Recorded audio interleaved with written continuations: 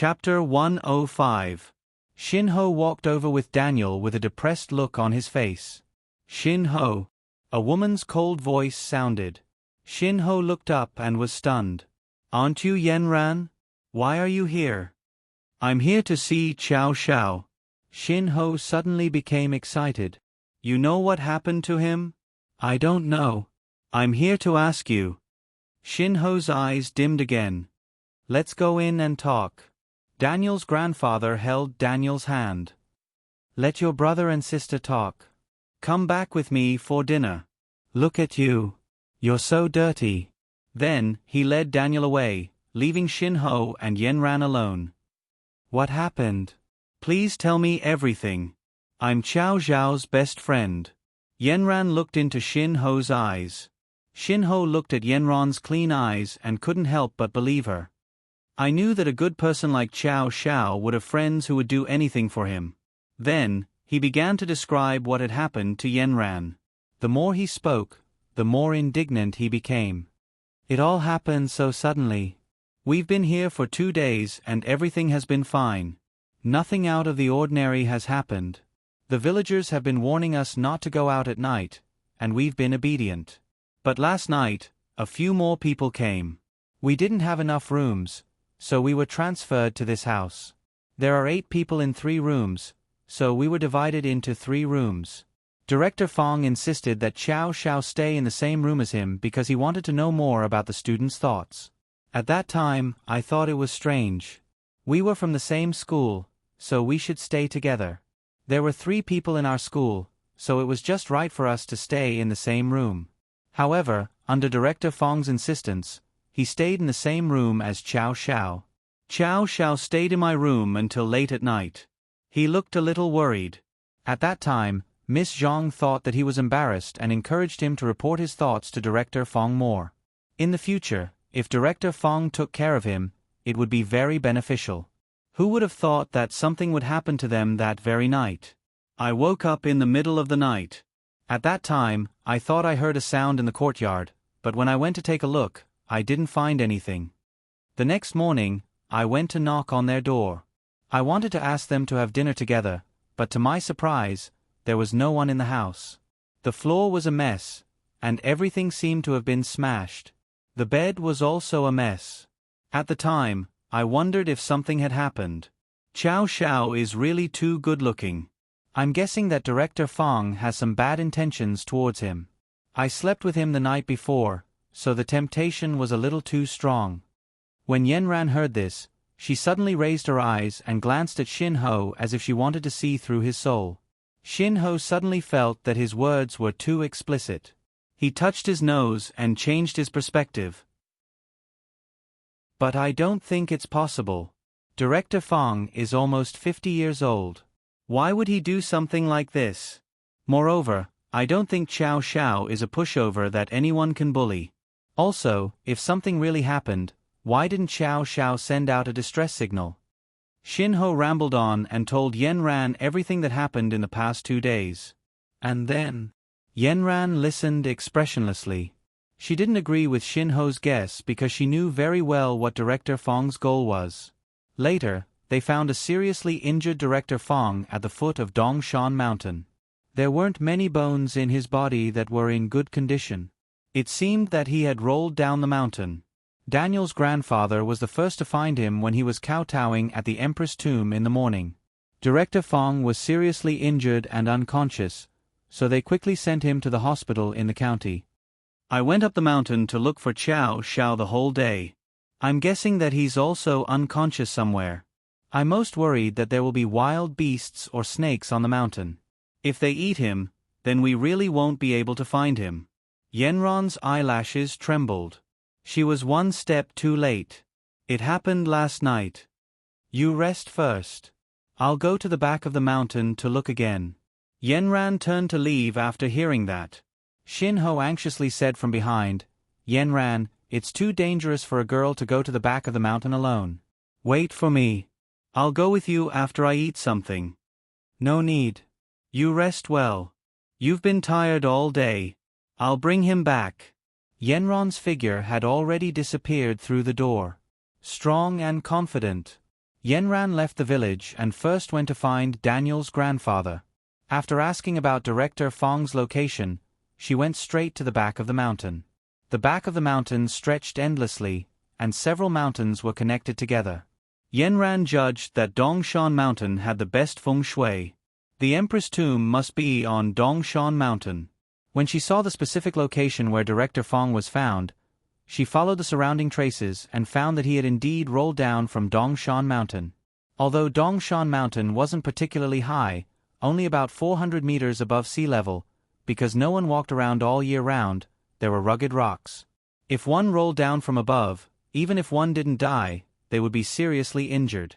Yenran evaluated her strength when she was in the Zishuan. If she had rolled down from the top of the mountain, she wouldn't have been able to hold on.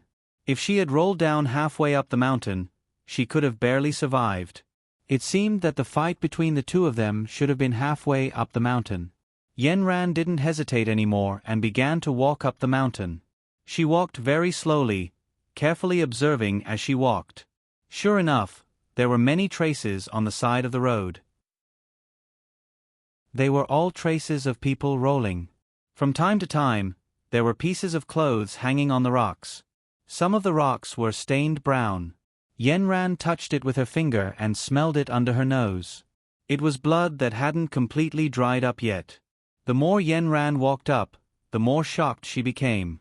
She could already see traces of spiritual power fighting. It seemed that the two of them had gone through a fierce battle. Yenran looked up at the deep and quiet mountain at this time. Xiao Xiao, where are you? Ouch. It really hurt. Xiao Xiao woke up in the darkness. What the hell is this place? Xiao Xiao opened his eyes, but he couldn't see anything. He wanted to raise his body, but there was a sharp pain in his forehead. He touched his forehead and his hand was sticky. Damn, it was disfigured. He used his hand to support himself and found that his back was like a stone wall. He gritted his teeth and forced his upper body to support himself. He leaned against the wall and was finally able to breathe straight. Xiao Xiao didn't even have the strength to open his eyes now. Anyway, he couldn't see even if he opened his eyes. He didn't know how long he had been unconscious. It was a miracle that he could wake up. He remembered that there were two guys in his bracelet who were watching the show.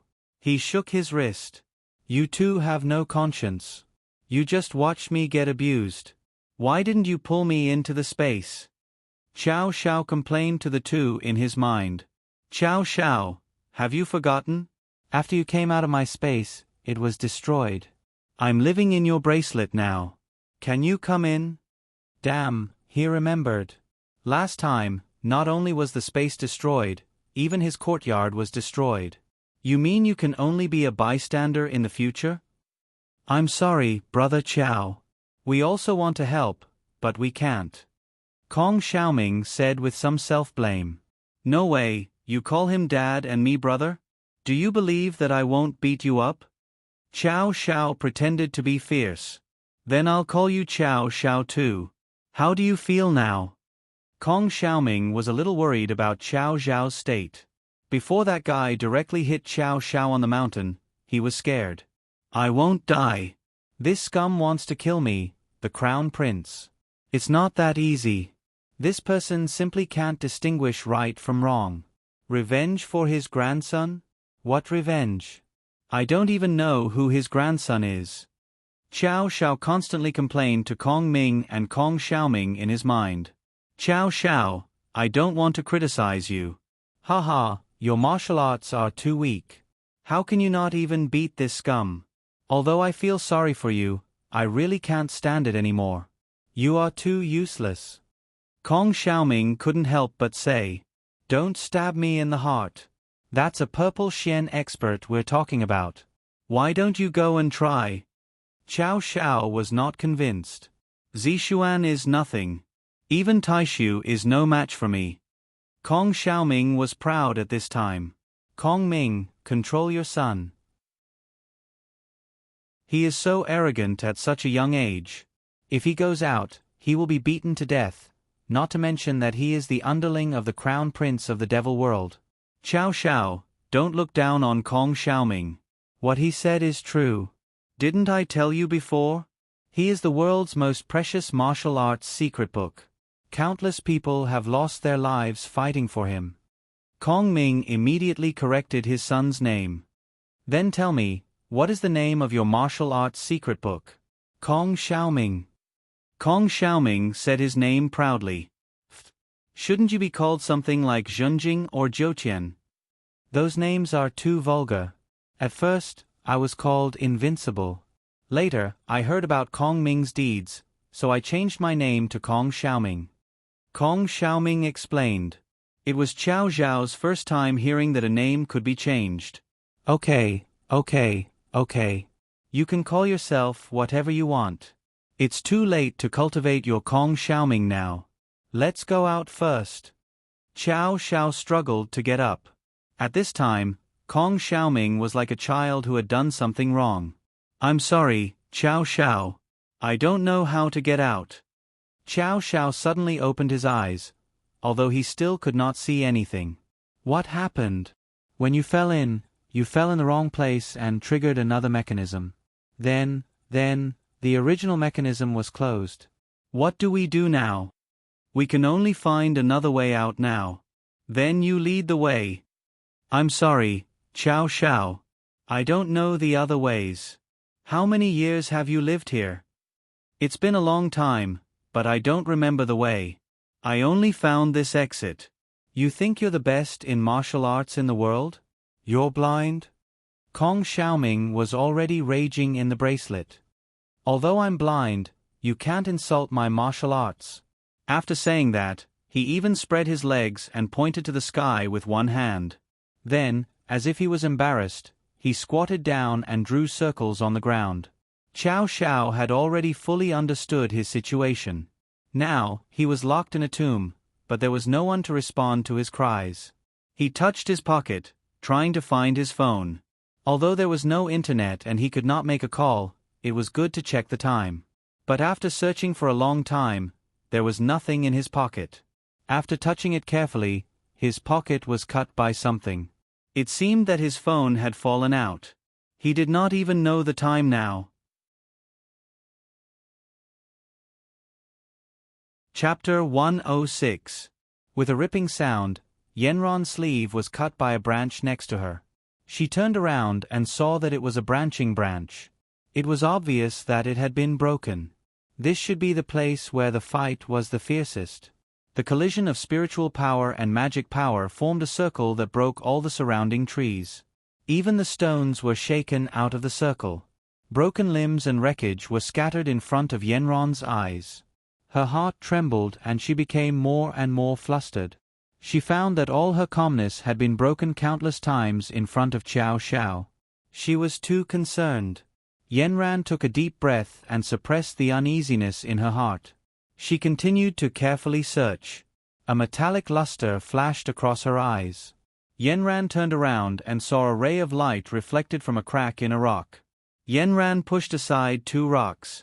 It was a cell phone. The latest and most fashionable cell phone. Yenran recognized that it was Qiao Zhao's cell phone at a glance.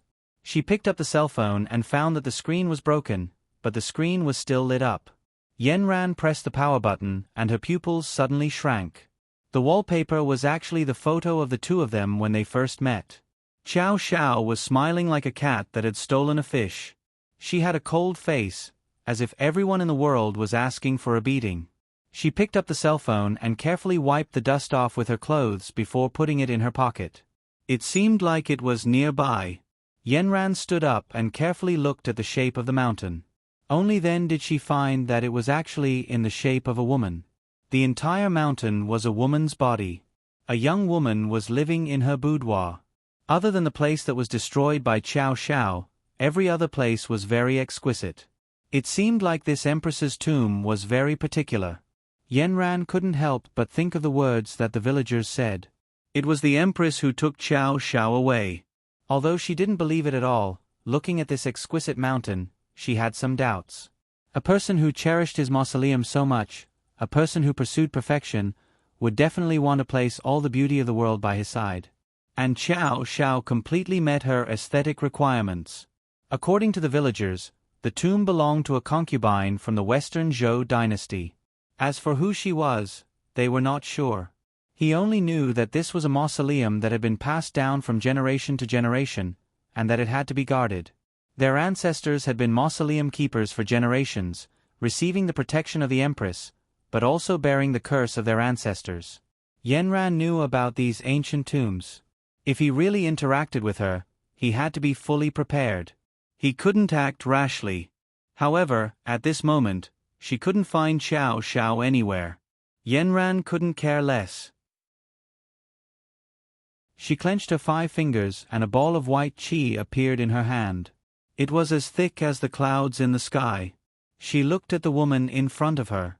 This ball of white qi was heading towards the vital point of the empress' neck. Xiao Xiao was struggling to find the exit. Under Kong Xiaoming's lead, he began to wander around the entire tomb. There was a lot of blood, and Xiao Xiao felt dizzy. But if he stopped, he might bleed to death. When he was sleeping, he had already repaired himself for a while. The spirit attraction technique played an important role at this moment. Besides the external injuries, the spiritual qi had already penetrated into his limbs and bones, slowly repairing the shock to his internal organs. His 7 meridians and 8 meridians had been opened. What Xiao Xiao had to do was stop the external injuries and stop the blood from flowing out. Kong Xiaoming, I feel that I'm not only injured, but also hungry. Is there anything to eat? I'm afraid that I'll starve to death before I bleed to death. Kong Xiaoming directly replied, How can there be food in the tomb? Don't be so whimsical. Just bear with it. Xiao Xiao gnashed his teeth in hatred. I really want to chew and swallow you, you idiot. You've lived here for so many years, but you still can't find a way out. I really thought of you as a saint before. You can't blame me for that. Who told you to trigger the mechanism? Alas, I remember now. There's a place with food, but I don't know if you dare to go. Kong Xiaoming suddenly had an idea. Where? There's a place full of snakes. You can catch 1 or 2 and roast them. Xiao Xiao wanted to beat him up. These snakes are poisonous. How can they be eaten casually? What if I don't faint from hunger but am directly poisoned to death? Why don't you roast one for me? Isn't that what you said? If you want to eat, there's only one place in this tomb with living creatures. When you're really hungry, won't you still want to eat it? Kong Xiaoming said aggrievedly. He thought he had come up with an excellent idea, but he didn't expect to be despised by Xiao Xiao. Xiao Xiao ground his teeth, and a rumbling sound came from his stomach. It seemed that a long time had passed. He hadn't eaten or drunk anything for so long. Would he die soon? Should he think of a wish at this time, instead of thinking of a way to eat a poisonous snake? Xiao Xiao, go and get something to eat. I heard that snake blood and snake gall are very nutritious. You've lost so much blood. You need to replenish it quickly. Don't worry. My book tells you how to identify a poisonous snake. It also teaches you how to clean up a poisonous snake. For your own little life, you should go. Kong Xiaoming earnestly persuaded Xiao Xiao. Xiao Xiao thought about it and agreed. No matter what, he had to live and find a way to get out. This damn director Fong. After he got out, he must find a way to take revenge. Under Kong Xiaoming's command, Xiao Xiao moved step by step toward the place where the snake was. Xiao Xiao, you're too slow. When will you find the snake? It's at the bottom. UF** King walk and see. It's not easy for me to stand up with my injuries. You want me to fly? Then think of a way. You're too slow. If I had a way, I would have used it long ago. I don't need you to tell me. Forget it. Watch me, the world's #1 Kong Xiaoming, teach you a trick. Xiao Xiao was so tired that he couldn't breathe. Hearing what he said, he sat down and said, If you have a trick, hurry up. Kong Xiaoming recovered his serious expression and sat cross-legged in the space. Follow me and do the flow of qi. Calm the heart and qi, unite the mind and mind, relax the body and mind, abdominal breathing, complement each other. You have to remember that the meridians are the people who use blood and qi to train yin and yang, and to nourish the muscles, bones, and joints. If you want to become a martial arts master, you must be able to feel the flow of your blood and qi in the meridians. The meridians are the channels of blood and qi in the human body. You have to see the state of blood and qi in the meridians with the top eye. Kong Xiaoming explained, the top eye is to use the visual function of the brain screen or the pineal gland to see things that can't be seen with the naked eye. It's a bit like the modern X-ray machine. Kong Xiaoming continued, you have to practice the color X-ray function. Qiao Xiao murmured, I was colorblind before, so I couldn't practice. Shut up. You can't talk when you practice. Kong Xiaoming looked at him with a look of disappointment. Practice hard. Why are you so fierce? That's why the meridians are in the body. They are floating and firm. They are bright and big. They are thin and deep. They are heavy and full of qi. Only the opposite can be seen in the internal tunnel. You have to remember, when a person exhales, the pulse moves, and the qi travels 3 inches. Kong Xiaoming continued to explain, if the meridians are in a closed state, even people with the X-ray function can't see the meridians. Only when the meridians are in an open or flowing state, people with the X-ray function can see the meridians as a bright line. The little tadpoles in Xiao Zhao's brain had been sleeping all this time. At this time, they seemed to have sensed something and all of them crawled up. They sat upright in the room and listened to Kong Xiaoming's teachings. That's why the meridians are in the body. They are floating and firm. They are bright and big. They are heavy and full of qi. They are thin and deep. They are light and full of qi. Kong Xiaoming continued to explain, the objective indicators of a bright line are brightness and width. Floating, obvious, firm, firm, and bright, bright, are the signs of qi. On the other hand, heavy, not obvious, soft, weak, and dark, dull, are the signs of qi deficiency. The size of the bright line reflects the amount of blood flowing along the meridians. Wide bright lines have more blood, small bright lines have less blood. Different meridians have different colors. Using modern principles, when the meridians are open, not only do the vibrations of each meridian have different frequencies, their electromagnetic spectra, which may be caused by the changes in cell membrane potential when red blood cells pass through the microcirculation, will also be different. Therefore, the meridians you see with your parietal eye will have different colors. Red heart, white lung, green liver, yellow spleen, and black kidney are all normal colors of the meridians. Kong Xiaoming and Kong Ming explained alternately, making the little tadpoles in Xiao Zhao's brain feel enlightened. Next, follow my qi flow. First, enter meditation. Then, guard the Shaozi acupoint on your left hand. When the qi is full, the qi flow will flow along the left small intestine to the heart. At this time, Qiao Xiao suddenly saw the meridians flowing on his left arm.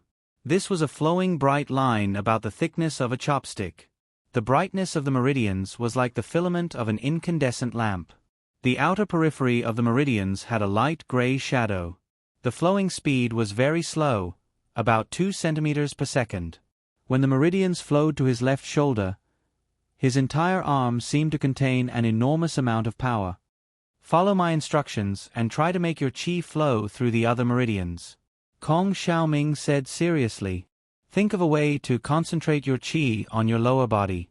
Mobilize all of your original devil qi. I remember that you used to use devil qi as a buffer. Now that you are heavily injured, you can't use it. Now, I will teach you to concentrate all of your devil qi on your legs. You will feel that your legs are as heavy as 1,000 pieces of gold. You need to make these 2 legs as heavy as 1,000 pieces of gold become as light as a feather. Then, you will be able to fly. Qiao Xiao was like an old monk in meditation. His qi flowed along with Kong Xiaoming's words. All of the weight pressed down on his legs. He felt that his entire body was constantly falling. He wanted to embed his 2 legs into the ground, bury them in the earth, and enter the deepest part of the mausoleum. He felt that his entire body was being pulled apart. His legs and body were being forced apart. He constantly heard Kong Xiaoming shouting, "Qi, qi flow, disperse your qi in your legs." You must not fall any further. Quickly disperse your chi, release it, or else your legs and body will break.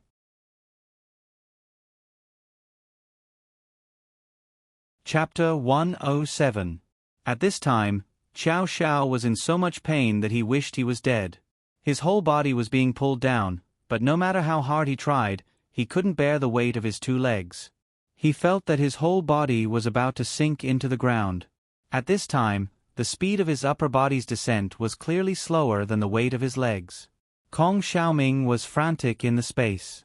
Why can't this Xiao Xiao understand what I mean? He's going to pull himself to death soon. He anxiously grabbed his hair and kept shouting in the space, "Aura! Aura!" The little tadpoles in Xiao Xiao's mind were a little dizzy from these 2 words, but they didn't understand at all how to disperse this aura. They only knew that their master was on the verge of collapse. Kong Ming grabbed Kong Xiaoming at this time. "Don't go, is there any other way?" No, that's what the book says. There won't be any mistakes if I practice according to the book." Kong Xiaoming couldn't figure out where he had gone wrong. At this time, Xiao Xiao's body had already sunk into the soil uncontrollably, and the whole ground made a big dent for him. He had already noticed that something was wrong, but his parietal eye hadn't opened, so he couldn't see the flow of qi and blood in his meridians. He also couldn't see the color that Kong Xiaoming had mentioned. Without any external help, he could only rely on himself. It should be that the meridians in his legs were blocked, and there was no way to circulate them. If he wanted to fly, he didn't just rely on his legs, but also on his entire body. This damned Kong Xiaoming was simply the biggest cesspool in history. He wouldn't even have to pay for it if he died. He instantly retracted all the demonic energy in his body and pushed it up. The little tadpoles in his mind suddenly came back to their senses as Xiao Xiao came to his senses. They had all fallen into Kong Xiaoming's misconception, but their master had actually figured it out himself. After all, the little tadpoles were the world's #1 spirit cultivators. They immediately understood and thought of other ways to correct their previous mistakes. Xiao Xiao circulated all the devil qi in his body from his lower body to his entire body, and the pressure on his legs suddenly decreased. He allowed it to flow upwards, past the small pearl in his dantian, leaving behind a trace of qi and blood. Then, it went towards the center of his eyes. The little tadpoles completely understood their master's intention, which was to open their eyes. Once he found his train of thought and matched it with a suitable method, he would definitely be able to succeed. When Kong Ming and Kong Xiaoming saw that the pressure on Xiao Xiao's legs had finally been relieved, the 2 of them heaved a sigh of relief. At this time, Kong Xiaoming began to feel depressed. Why is my method wrong? That's what the book says. You said that your spiritual sense hasn't fully grasped the essence of the whole book, right? How did you form it? Kong Ming began to question him. Kong Xiaoming was not convinced. I have cultivated for hundreds of thousands of years to become who I am now. How could I not have grasped the essence of the book? Then let me ask you, how old are you this year? I don't know, hundreds of thousands of years? Damn, you should be about the same age as me. Kong Xiaoming's eyes widened. How could that be? You are my father. I think you look like my son, but how did you live for so long? Instead, you have the appearance of a child. How would I know? People are born like this. How would I know that I won't grow up? Kong Ming stared at Kong Xiaoming for a long time. That's not right, it doesn't make sense. You should be at least as old as me after hundreds of thousands of years. Could it be that your book's pages are incomplete? Kong Xiaoming was so scared that he shivered and asked in a trembling voice, No way, don't scare me. Then, Kong Xiaoming sank into self-doubt and fear. Kong Xiaoming sat cross-legged in the space and fell into meditation. After the erosion of time and seeing Xiao Xiao's failure, he began to worry about whether his book's pages were incomplete or other reasons. At this moment, Xiao Xiao's aura was surging up in his body. Originally, his body's demonic aura was very strong. At this time, under the guidance of Kong Xiaoming, it seemed to have gone up a level and rushed to his eyes like a flood. At this time, all of his thoughts were concentrated in between his eyes. The only thing missing was an exit. Qiao Xiao felt that he was about to break through again. Damn it, he was still seriously injured. At this time, wasn't he looking for trouble? Soon, Qiao Xiao was about to die from the pressure in his body. Every part of his body was squeezing out. The flood-like pressure was surging in his body, looking for an exit. At this time, Qiao Xiao's 5 senses were all swollen and were forced to close. The surging flood set off monstrous waves in his body, causing a trace of blood to overflow from the corner of his mouth. All the internal organs in his body were squeezed to the point that there was nowhere to escape. Qiao Xiao couldn't bear the pain of being squeezed and struggled to open his mouth. Ah! This sound was like a faucet, allowing the flood in his body to finally find an exit. All of a sudden, all of it dissipated, and his parietal eye was finally opened. The white gas in Yanran's hand went straight to the Empress' throat.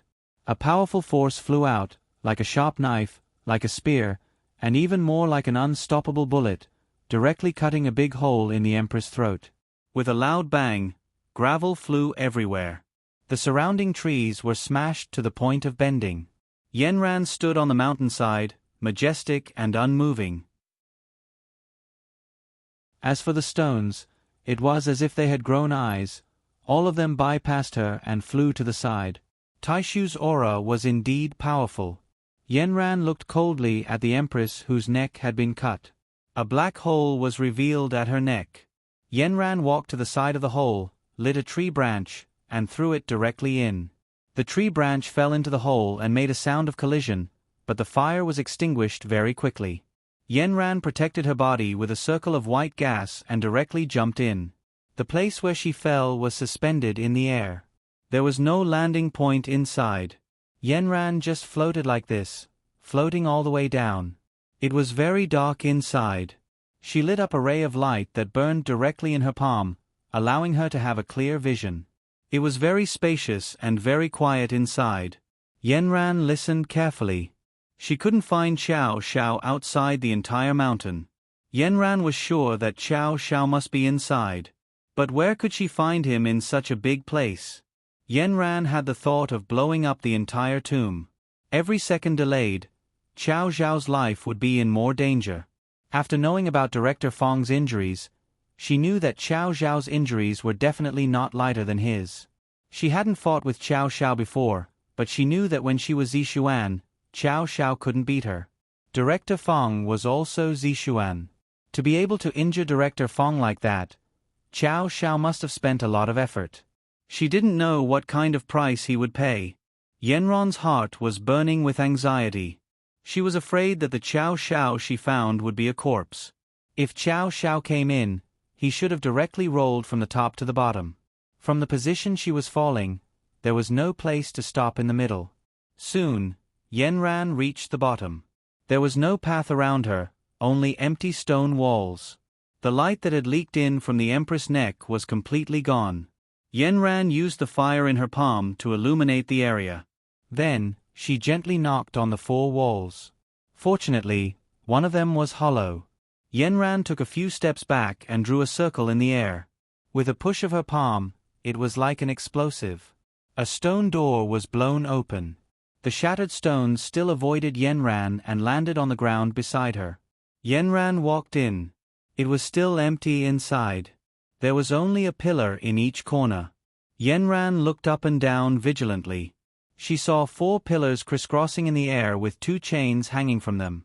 There should be a mechanism here. Yanran didn't touch the pillars or the chains.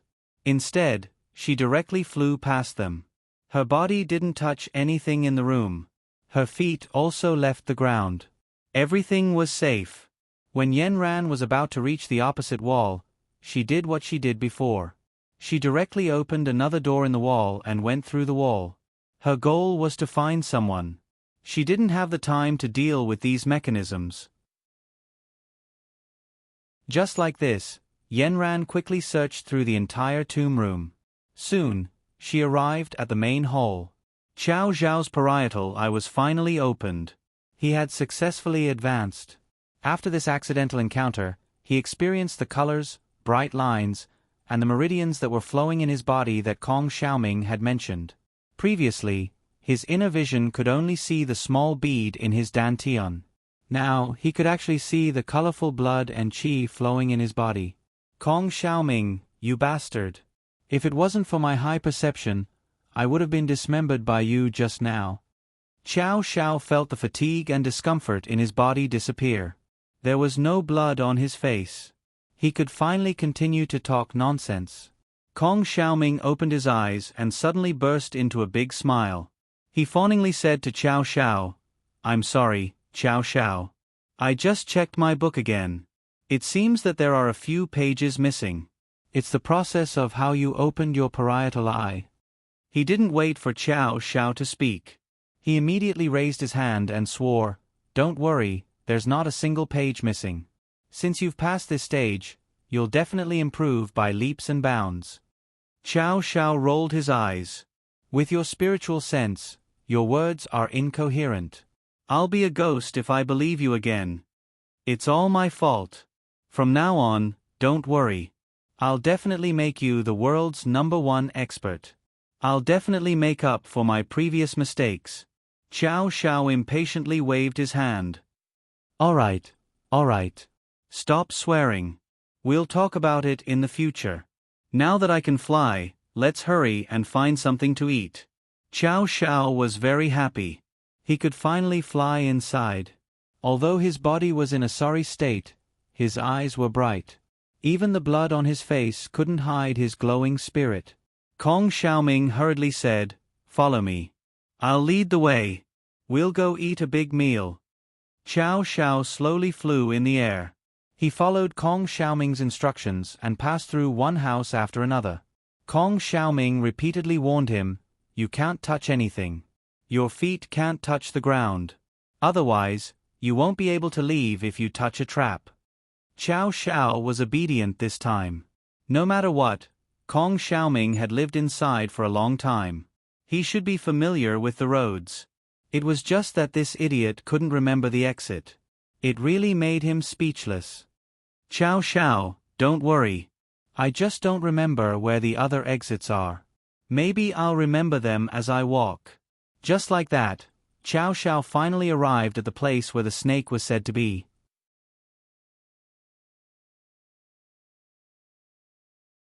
Chapter 108. Qiao Xiao, look, it's below. Kong Xiaoming called out to Qiao Xiao in the space. Qiao Xiao floated happily in the air, as if he was riding the clouds. Hearing Kong Xiaoming's words, he stretched his head to look down. It was this one glance that almost made him fall from the clouds. He quickly stabilized his body, closed his eyes, and looked carefully. Gnashing his teeth, he shouted at Kong Xiaoming, "Why didn't you say so earlier? Where are the snakes? This is simply a den of 10,000 snakes." There was a bit of light that came from nowhere, faintly shining on the bodies of the snakes below. The densely packed snakes were squeezed into a space of about 10 square meters. One snake was stacked on top of another. There was me in you, you in me. Kong Xiaoming proudly said, "These snakes are very useful. Do you know why there are no rats in this tomb? That's because they were eaten by these snakes. Usually, they don't stay here all the time. There are also many snakes looking for rats everywhere. But later, they found that they couldn't find anything else to eat, so they stayed here. Then what I want to ask is, what do they eat?" Qiao Xiao endured the churning in his heart, gritted his teeth, and asked Kong Xiaoming. "They eat themselves. Don't you see that they have me in you, you in me? If they don't eat themselves, will they starve to death?" Kong Xiaoming answered as if it was a matter of course. Qiao Xiao was so disgusted that he wanted to vomit. "You want me to eat these damn things? How can these small snakes enter your mouth? They are just a bunch of small soldiers. I want you to eat their heads. They have a very large leader. It should be a giant snake of unknown age. When I was here, he was already here. Eating that snake must be very nutritious. Where is that snake? Let me see." Kong Xiaoming looked around, then pointed at Qiao Xiao's head, trembling as he said, "He's right above your head, run." The last two words were so loud that it broke through the sky. Qiao Xiao was frightened. Looking up, a giant snake with a red apricot floating in its mouth pounced at him. Chow Chow was so scared that he quickly lowered his head and turned around, wanting to avoid it. But he still wasn't very skilled in the air. His original leisurely flying could only help him float in the air, it couldn't support him in a fight. He retreated a bit slower. The giant snake saw the delicious food in its mouth and dodged.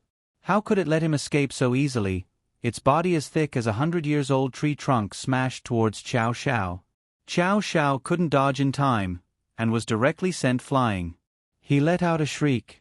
Ah! Then he fell towards the bottom of the snake's cave. There was a sound. Yenran seemed to have suddenly heard a trace of movement. She listened carefully. It seemed to have come from her left. She sped up and quickly flew in that direction. Chow Chow was about to fall head first into the mouths of the snakes waiting to be fed below. He quickly twisted his body in the air, floating out at an incredible angle, and then a burst of demonic energy erupted from his body. With a loud bang, he directly smashed a big hole in the snake pile below. The snakes in the hole were all smashed to death, and the snakes outside the hole all felt the danger and hid far away. And just like that, Chow Chow fell asleep on the bodies of those dead snakes. Chow Chow's hand supported himself on the ground, but all he touched was the slippery snake body. It was really too disgusting. After he got out, he must wash his hands 300 times. But before he could stand up, the surrounding snakes quickly pounced on him. It had been too long since they had fresh food. These snakes were really like hungry wolves pouncing on their prey, and soon they would wrap around Chow Chow's body. Chow Chow shouted at this time, "You disgusting filth, you actually dare to humiliate the demon crown prince?" The demonic energy surged, and the demonic energy formed a sharp blade that directly cut the snakes in half. The group of small snakes that hadn't had time to pounce forward were so scared that they didn't dare to go forward. Chow Chow sat in this group of snakes, constantly dealing with the attacks of the surrounding snakes, and also preventing his hands and body from touching the bodies of these dead snakes. For a while, he was really flustered. But Chow Chow could deal with these demons and monsters, but the real boss above him was still eyeing him covetously. The giant snake's attack missed, and it twisted the body of a 100-year-old tree, opened its bloody mouth, and was about to launch a second attack on Chow Chow. The huge snake body pressed down on Chow Chow's head from the air. Chow Chow's eyes on the top of his head became clearer at this critical moment. There was only a trace of light in the snake pile, but Chow Chow saw the thick meridians on the giant snake's body, and at this time, they were attacking him like they were glowing. Humans had an invisible fear of lightning, and at this time, the meridians on the snake's body were like streaks of lightning, twisting into a winding whip, and fiercely lashing at Chow Chow's head. Cultivators also had an innate fear of lightning, which was a process that people who had to go through tribulation had to go through. Although Chow Chow was not human, he had been imperceptibly influenced by what he saw and heard. So he took the measure of rolling on the ground, trying to avoid this terrifying lightning. But he regretted it as soon as he rolled. Although his whole body was wrapped in devil chi, and the snakes could not hurt him, he had only touched the snakes with his hands, but now he had to be in close contact with the snakes. His nose was filled with a strong smell of snakes, and perhaps because of cultivation, his sense of smell was more sensitive. Waves of bad habits came back, and he could even vomit out the remnants of the food from 10 days ago. Snake mucus stuck to Chow Chow's body, but the lightning above his head did not reduce because of Chow Chow's disgust. A bolt of lightning came down and directly killed a large group of snakes, and the snakes that were originally coiled in the air had difficulty moving because their tails fell into a small space. Chow Chow took the opportunity to jump on the snake's tail, and walked up. The snake's body was thick, and although it was slippery, it was not strenuous for Chow Chow to walk on it. He jogged all the way, and directly ran into the air. Chow Chow looked up and saw that there was still a long way to go from the snake's head. He did not plan on running over, but instead directly circulated his devil chi, and struck at the snake's weak point. This time, he gathered all of Chow Chow's devil chi. He wanted to kill the enemy in one move, but things did not go as he wished. Although the giant snake was big, it was also very agile. The devil chi only brushed past its weak point and hit the side. The giant snake was not successfully attacked, and Chow Chow actually saw a kind of contempt in its eyes. F***ck, you dare to look down on me? The crown prince of the demon world is not to be trifled with. The second time, the power that could topple mountains and overturn seas rushed towards the giant snake. This time, the giant snake was unable to dodge in time and was hit head-on. The snake's body paused for a moment, and then it began to crazily twist. The giant snake's tail swung up and down in the mausoleum, and Xiao Xiao was directly thrown down. This time he was prepared, and did not fall into the group of snakes again. Instead, he quickly floated in the air. The giant snake seemed to have gone mad, and the meridians in its body exploded. In Xiao Xiao's eyes, it had already become a dark green color, and its two snake eyes were about to emit fire. The snake's head was wide open, and the snake's tongue was straight. If it could spit fire, Xiao Xiao believed that the big fire would have already surrounded him. Xiao Xiao saw that there was hope, and then he continued to use a few killing moves, one after another, aiming for the snake's weak point. Kong Xiaoming was incomparably excited from inside the space, as if he was the one fighting. He constantly hooted, left, right, hit it. Xiao Xiao could not help but silently curse. This little brat, dropping the ball at the crucial moment. He can't help at all, and only knows how to make a ruckus. The giant snake's weak point was about to be pierced through by Xiao Xiao's devil chi, but the giant snake did not show any signs of being defeated. It continued to look for an opportunity to entangle Xiao Xiao in the air, vowing to send him into its stomach in order to relieve the hatred in its heart. Yanran quickly flew in the direction of the sound. She only heard one sound, but she was sure that it was Xiao Xiao's voice. This made her feel ecstatic. Xiao Xiao had been found, and Xiao Xiao was still alive. The sound was a bit far from her, and she estimated that there was still some distance to go. At this time, she wished that she could hold all the time in the palm of her hand, urging her to go a bit faster, a bit faster. She used all of her strength and chopped forward with her palm. The walls of the stone rooms in front of her were pierced through. She quickly passed through, but because her movements were a bit big, it caused a large echo in the entire space. Yanran blamed herself for being impatient. If she triggered a mechanism, the gains would not make up for the losses. She controlled her eagerness to fly away and withdrew some of her strength, floating forward one room after another. Yanran counted as she walked. She had already passed through nearly 20 rooms, but she still did not see Xiao Xiao. At this time, she felt a slight shaking under her feet, and a thumping sound came. Yanran's eyes lit up. It was close. Xiao Xiao was still floating in the air, dealing with the snake. The tomb that originally felt very spacious became very narrow because of the giant snake's crazy swinging. Xiao Xiao felt that there was no place for him in this large space. The giant snake was still accumulating its last bit of strength, wanting to fight to the death. As the saying goes, a starving camel is still bigger than a horse. This giant snake on the verge of death was like several elephants piled up, occupying the entire space of the tomb. Xiao Xiao weaved through the gaps between the giant snake's body, releasing devil chi to the 7 inches. Like a saw, the giant snake's body was cut open little by little. Kong Xiaoming shouted in the space, "Come on, Xiao Xiao, you'll succeed soon, he only has 1 breath left." Xiao Xiao's spirit was lifted. When he was exhausted, he finally heard such good news. He looked carefully and indeed, the snake's head was about to fall off. He had finally broken its neck. And the snake's crazy swinging also accelerated the breaking of the neck. Finally, when Xiao Xiao released the last bit of devil chi, the giant snake's crazy swinging suddenly stopped, as if the pause button had been pressed. The giant snake's head and body separated. The giant snake's mouth was still open, and 2 sharp teeth were exposed outside the mouth, shining with a gloomy white light. Xiao Xiao was very close. When he looked up, he could see the snake's tongue like a spear poking straight at him. He happened to be in a corner at this time. The snake's head was about to cover his head, and the snake's mouth was in the direction of his head. If he was hit, those 2 sharp teeth might only be a little wider than his shoulders.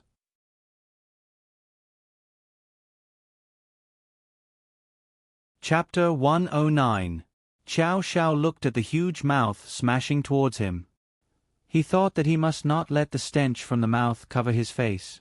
In a moment of desperation, He flipped the down jacket on his body upside down and fiercely covered his head. Just as he covered his head and hands, the snake's head was stuck in his head. The two fangs were just as Chow Chow estimated, only a little wider than his shoulders. Chow Chow! A woman's voice filled with fear sounded. That cry was heart-wrenching, as if the entire world was about to be destroyed. It was Yen Ran. As soon as she entered the tomb, before she had time to look around, she saw the snake's head eat Chow Zhao's head.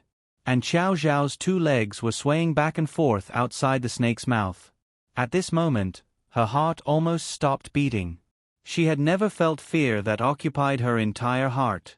At this moment, she suddenly didn't know how to fly.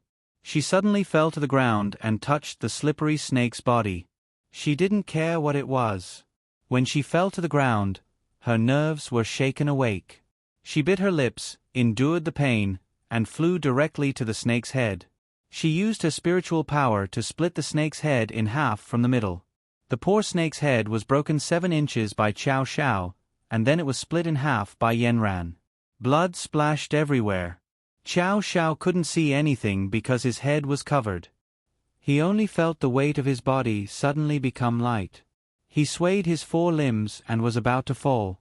Just as his hands and feet were fluttering, he was suddenly grabbed by one of his hands, and then he was pulled into an embrace. A pair of trembling hands lifted the down jacket covering his head. His face full of blood and filth appeared in front of Yen Ran. When Chow Chow saw that it was Yen Ran, he immediately covered his face with his hands. He was afraid that his ugly appearance would be exposed in front of Yen Ran. Yen Ran didn't care at all. She pulled away Chow Zhao's hands and desperately stroked his face. She wiped the filth off his face and constantly called out to him, "Chow Chow, Chow Chow." Chow Chow still wanted to struggle and continue to cover his face, but in the chaos, he suddenly saw that Yen Ran's face was covered in tears. Her pair of cold eyes were filled with worry. He stopped moving and hugged Yen Ran's body. The faint scent of lavender lingered on the tip of his nose, finally dispelling the nausea brought about by the snake's stench by a lot.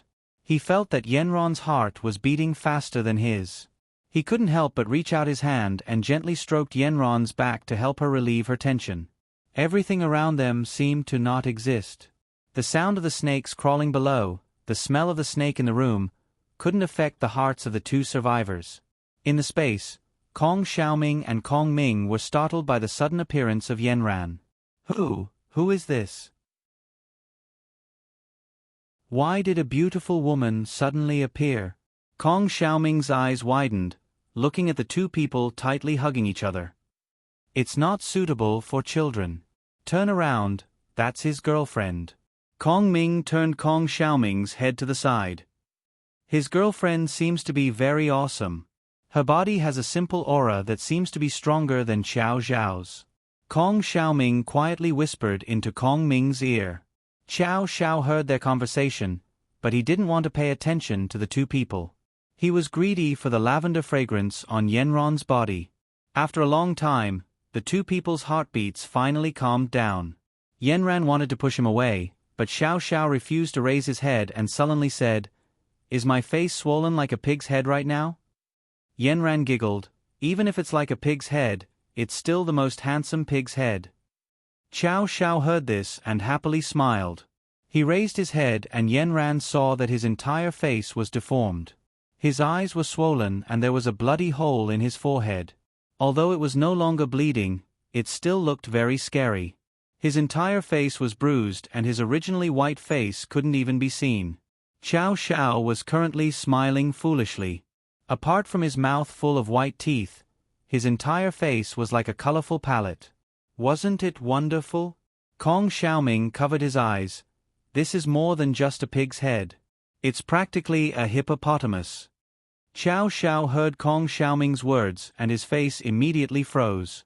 He quickly covered his head with the down jacket and covered his entire face, leaving only his eyes exposed.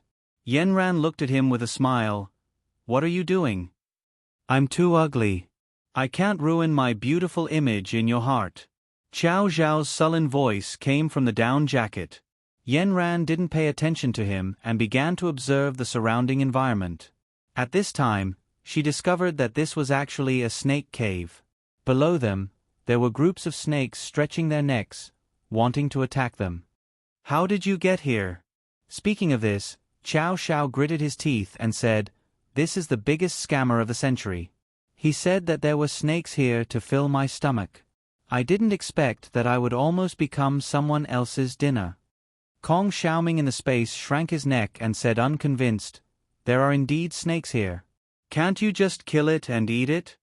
Chow Chow simply ignored him and continued to act spoiled to Yenran. "I haven't eaten for a long time. I'm starving." Yenran looked at the surrounding situation and then looked at the giant snake that was like an old tree trunk. "How about we roast some snake meat to eat?" "You really want to eat it? This place is too smelly. How can I eat it?" Chow Zhao's face was bitter. This snake is obviously a 10,000-year-old ancient snake. It's really a treasure. It would be a waste if you don't eat it. It's just right to nourish you. You rest first, I'll make it for you to eat. After saying that, Yenran directly flew to the snake's body. Using her spiritual power, she cut open the snake's belly and took out the snake's gallbladder. What a big snake gallbladder! Yenran ignored the stickiness on her hands and directly handed it to Chow Chow. "Swallow it." Chow Chow looked at the snake gallbladder that was as big as his fist and couldn't help but feel creeped out. "Yenran, are you telling me to swallow this?" "Yes, this is very nutritious. Eat it while it's hot." Yenran looked at him with sparkling eyes. "In a while, drink some snake blood. I think you should have lost a lot of blood. Replenish your energy." Chow Chow looked at the snake gallbladder. It was trembling and still emitting steam. He felt nauseous. "Yenran, can I discuss with you? This snake gallbladder is so nutritious. Why don't you eat it?" "No, you're seriously injured right now. It's the most effective for you. After you eat it, your body will immediately recover. Be good, be obedient and eat it." "But Yenran, have you noticed that this snake gallbladder is bigger than my mouth?" Chow Chow looked at Yenran's insistence. It should not be allowed to be refused. He still wanted to make a final struggle. Yenran looked at him with a smile. "Open your mouth. Let me see which is bigger, your mouth or the snake gallbladder." Chow Chow had no choice but to take off his down jacket and open his mouth wide. Yenran took the snake gallbladder and compared it to his mouth. "Open it a little bigger." "It's a little small." "Open it a little bigger." Chow Chow closed his eyes and opened his mouth wider and wider. When he reached his limit, Yenran directly pressed his neck and stuffed the snake gallbladder into his mouth. Then, without knowing which of his acupuncture points, Chow Chow began to swallow. But the snake's gallbladder was too big, and it was stuck in his throat. Chow Zhao's face was flushed red from the pressure. He pointed to his throat and wanted to say that he was going to choke to death. However, Yenran completely ignored him. She knocked on his body left and right, forcing him to swallow the snake gallbladder bit by bit. Finally, after passing through his throat, Chow Chow gasped for breath. At this time, the snake gallbladder bulged in his stomach. Chow Chow pointed to Yenran. There was a big bulge in his chest. "Yenran, I just realized that you are so violent." Yenran looked around. "There is no water here now. You need to drink snake blood now. Otherwise, the snake gallbladder can't be digested. You will feel more uncomfortable and your stomach will burst." Chow Chow was scared to death. "Yenran, I beg you, don't torture me anymore. Since the snake gallbladder has been eaten, let me die on my own." "No, it was not easy for you to survive. How can you not make up for it?" Yenran dug out a piece of meat from the snake and made it into a small bowl. Then, she filled it with snake blood. "Come, Chow Chow, drink it." Chow Chow was scared and stepped back. At this time, Yenran pulled him and said to Chow Chow in the most seductive voice, "Be good, drink it. If you don't drink it, I will feed you myself." It was as if Chow Chow had been bewitched. Seeing Yenran's mouth open and close, he opened his thin lips as well. Just like that, Yenran poured the snake blood down his throat, mouthful by mouthful. Chow Chow hadn't drunk water for a long time. The snake blood moistened his lips and warmed his whole body. His exhausted body was filled with strength because of the snake blood. Yanran gave Chow Chow 3 big bowls of snake blood. Knowing that Chow Chow couldn't drink anymore, the snake gallbladder and snake blood stirred in his stomach. No, Yanran, I am so full that I feel uncomfortable. I will not drink anymore. Then Chow Chow squatted on the ground and refused to get up. Yanran still didn't let him go. No, your stomach is uncomfortable now. You must get up and walk. Follow me and we will find the exit. You will not feel so uncomfortable in your stomach if you divert your attention. Chow Chow had no choice. He rubbed his stomach and followed Yanran. Yanran still used the original method, searching the tomb room by room. Only then did Chow Chow realize that the inside of the tomb was actually so big. No wonder Kong Xiaoming was lost. Every room was similar.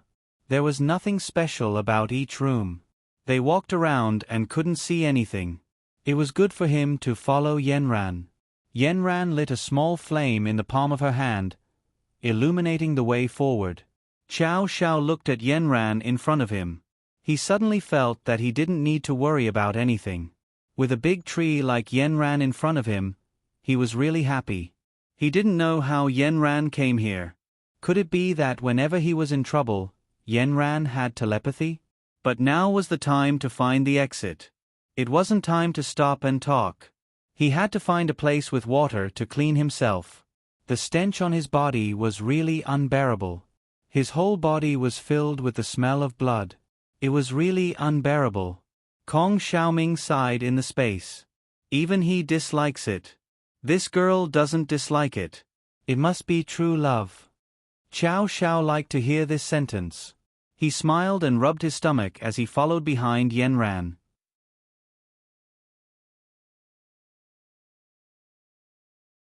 Chapter 110. After Yanran made a big circle, she finally opened the biggest exit, and a ray of light pierced through. Yanran turned around and smiled at Chow Chow. It should be here. The two of them walked out, and only then did they realize that they had directly opened a hole in the Empress Mountain. When they came out of the hole, they felt that they were already at the foot of the mountain. It was as if a lifetime had passed, and they could see the light again. Chow Chow was overjoyed. Yanran was still the best. He didn't know when he would be able to come out after following the bullsh * T Kong Xiaoming. Chow Chow glanced at a small stream not far ahead. He immediately said to Yanran, "Yanran, wait for me. I'll clean myself up." After saying that, he ran away. Yanran couldn't help laughing. She had never seen a boy who cared so much about his appearance. Chow Zhao's voice came from afar. "Don't peek." Chow Chow saw the water, and as if he had seen the most precious thing in the world, he immediately hugged it. It was still cold, and he didn't care. He directly took off all his clothes and jumped into the water. The cold water made him shiver, but for a heart that loved beauty, this cold was nothing. He carefully cleaned himself from top to bottom, and finally, the stench on his body disappeared. At this time, he remembered that he had washed himself clean, but his clothes were still smelly. What should he do? He had no choice but to pick 1 or 2 relatively clean inner clothes and sweaters to wear. He couldn't keep the down jacket, so he put on a pair of trousers. It was really cool. But at this time, he didn't feel cold at all. Maybe it was the snake gallbladder and snake blood that made his body hot. After cleaning up, he was about to turn back to find Yanran, but when he turned back, he found that Yanran was behind him. Chow Chow instantly stuttered. You, how long have you been here? I just came over and didn't see you taking a shower. I also washed my face and hands." Yanran rolled her eyes at him. Chow Chow secretly heaved a sigh of relief. Kong Ming and Kong Xiaoming burst into laughter in the space.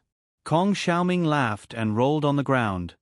"Chow Chow, although she didn't see you taking a bath, she saw you changing your clothes." Chow Zhao's face instantly darkened. He viciously replied to Kong Xiaoming in his mind, "Your brother Chow, I have a good figure. I'm not afraid to look." Chow Chow went back to the village with Yanran. Everyone was shocked when they saw Qiao Xiao come back. Daniel was overjoyed. Brother Qiao Xiao had finally returned. He blinked his starry eyes and asked, "Brother Qiao, why did the Empress let you return?" This question was also the concern of the other villagers. Qiao Xiao's face was swollen as he let out a terrifying laugh. "The Empress probably saw that I was too ugly and let me return." Everyone nodded in agreement. The village chief patted Qiao Xiao's shoulder. "Young man, don't worry. You'll be handsome again." It seemed that the villagers' faith in the Empress had reached a point of blindness. Qiao Xiao didn't know how to explain it, but now it seemed that there was no need to explain. Xin Ho rushed out of the house and gave Qiao Xiao a hug. He happily said, "I knew you'd be fine. If such a handsome person were to die like this, then there would be no justice." Qiao Xiao looked at Xin Ho and forcefully pulled the corners of his mouth. He patted his shoulder and said, "You're my brother. A friend in need is a friend indeed." With Qiao Xiao's return, the poverty alleviation work was completed. The group of people bid farewell to the villagers and set foot on the road home. Daniel pulled Qiao Xiao's arm and cried until he was a mess. Only when Qiao Xiao gave him his phone number and told him that he could come and find him when he grew up did the child reluctantly let go. The group of people wandered around for another day before finally returning to Nanchuan. It was already late. Although the spiritual energy in Nanchuan wasn't as dense as in the valley, it was still a place that they were used to living in. A wave of familiarity hit them in the face. Everyone felt as if they had returned home and relaxed their bodies. After everyone parted ways, Yanran directly went home with Qiao Xiao. Uncle Wu saw that Qiao Xiao's face was unrecognizable. He was so distressed that he hurriedly took the medicine to treat his wound. However, Qiao Xiao didn't take it seriously. "Uncle Wu, don't worry. Yanran has already treated me. I'm fine now and full of strength. The wound on your face still needs to be treated. It's not good if your face is disfigured." This poked at Qiao Xiao's sore spot. He couldn't let his face be disfigured. He sat on the sofa obediently and let Uncle Wu treat his wound. Yanran sat next to him and looked at him. Sometimes she grimaced, sometimes she was mischievous. Now Yanran couldn't see his little black bun. If he were here, who knew what kind of expression he would have? Qiao Xiao knew that Yanran had something to ask him. After treating his wound, he simply pulled Yanran into his room. "Last time it was that person."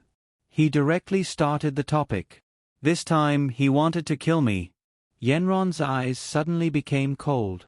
And he was very strange. I couldn't understand what he said. "What did he say?" "He said something about wanting me to pay for his grandson's life. I don't even know who his grandson is." Yanran became more serious about this matter. "I know about this. His grandson died some time ago." "What? His grandson died?" "Yes, he fell into the water and died." "What does his grandson's death have to do with me? Why do I have to pay with my life?" "This is also what I don't understand." Yanran glanced at Qiao Xiao and continued to ask him, "Was it very painful?" Qiao Xiao curled his lips. "It's not painful now. At that time, he tied me up and slammed me into the mountain." "How can it not be painful? All the bones in my body were about to be broken." Yanran's heart suddenly shrank. It was a kind of heartache. "I'm sorry." "Why are you apologizing? What does it have to do with you?" "Actually, I already knew that he was the one who hurt you last time, but I didn't tell you." Qiao Xiao was stunned. "Even so, I can't let you apologize. It has nothing to do with you. There are millions of people in this world. How can I blame you for my injury?" "He's a cultivator. He should be a master of Zixuan, but he's not in our sequence." "Okay." Qiao Xiao waved his hand. "That has even less to do with you. Don't blame yourself. This time, you saved me. I should thank you." "Okay, let's not thank each other. Drink more water tonight. You'll probably feel very thirsty after drinking a snake's gallbladder." "I'll stay in your guest room tonight." If you feel uncomfortable, call me. Xiao Xiao was very happy. Yanran, you're so good to me. Last time, you stayed at my house for a night. Later, I asked Uncle Wu to prepare many sets of your clothes. There's everything. It's in the room next door. Go take a shower and change your clothes. If you need anything, just let me know. Xiao Xiao happily sent Yanran back to the guest room. At this time, Xiao Xiao finally had time to look at himself in the mirror. In the mirror, he looked like a monster with fangs and claws. I didn't expect that Yanran wouldn't dislike me after I wandered around with this face for a day. Xiao Xiao became happier and happier as he thought about it. He directly danced on the bed. At night, as Yanran said, Xiao Xiao started to feel thirsty. He drank cup after cup of water, but it was not enough. His whole body felt hot and dry. He took off all his clothes and only wore a pair of underwear. He opened the window and adjusted the temperature in the room to 19 degrees Celsius. However, it still could not lower the temperature in his blood. He simply went to take a cold shower. The cold water splashed on his body and made him feel a little better. However, it only eased for a few seconds. The temperature in his blood seemed to adjust immediately and began to heat up again. After taking a shower, Xiao Xiao did not dry himself. He directly went to the window and let the wind blow. The winter wind was still very cold, but it could not suppress the heat in Xiao Xiao's heart at all. Kong Ming and Kong Xiaoming looked at him strangely. Xiao Xiao, why are you not sleeping in the middle of the night? Are you crazy? I'm not crazy. I'm dying from the heat. Oh, you drank snake blood today. It must be hot. You also ate snake gall. Have you digested it now? I don't know if I've digested it or not, but my stomach is not too full. It's just that I'm very hot right now. I don't know why it's so hot. Xiao Xiao poured a large cup of cold water. Soon, the cup of cold water was immediately absorbed. Now, his body was like a sponge. He absorbed as much as he could without leaving any residue. Xiao Xiao now regretted that he did not have a freezer at home. He could hide in it for a while to cool down. You can't go on like this. Kong Ming said in the space. What if you explode and die? How can I explode and die? I'm hot right now, but I don't feel like I'm going to explode. I know now. What you drank wasn't ordinary snake blood. That was a 10,000-year-old snake spirit. How can an ordinary person withstand its blood and snake gall? No matter how powerful you are, you're still made of flesh and blood. I'm the crown prince of the demon world. Good, good, good. You are the crown prince of the demon world, but I don't think you can withstand this 10,000-year-old soul. Just wait and see. Let's see if you can withstand it. Then what should I do? It's all because of you, Kong Xiaoming. You insisted on taking me to eat the snake. Kong Xiaoming said with grievance, that Yanran fed you. I didn't let you eat it. I saw you enjoying it very much when you were eating it. That's a beautiful woman feeding you. You're just enjoying yourself. Xiao Xiao was too lazy to talk nonsense with him. He directly called out to Kong Ming, Is there any way to relieve my heat? Kong Ming calmed down and searched his memory for a way to solve this problem. He finally found it. He stammered to Xiao Xiao, Xiao Xiao, I found that your symptoms are the same as the symptoms of an ancient aphrodisiac. His voice became softer and softer. Do you want to find Yanran to solve it? Xiao Zhao's brain exploded when he heard this. He gritted his teeth and said, Kong Ming, I thought you were a decent person. How could you be led astray by Kong Xiaoming in just 2 days? I know it's a little unbelievable, but your symptoms are the same as that one. Kong Ming lowered his head awkwardly after saying that. Xiao Xiao was speechless at these two weirdos. Why would I accept you too? You can't do anything right. You're just digging a hole for me to jump into. He kept running around the room and turned the air conditioner to the coldest setting. He stood in front of the air conditioner and blew at it. But he couldn't calm down. Suddenly, there was a knock on the door.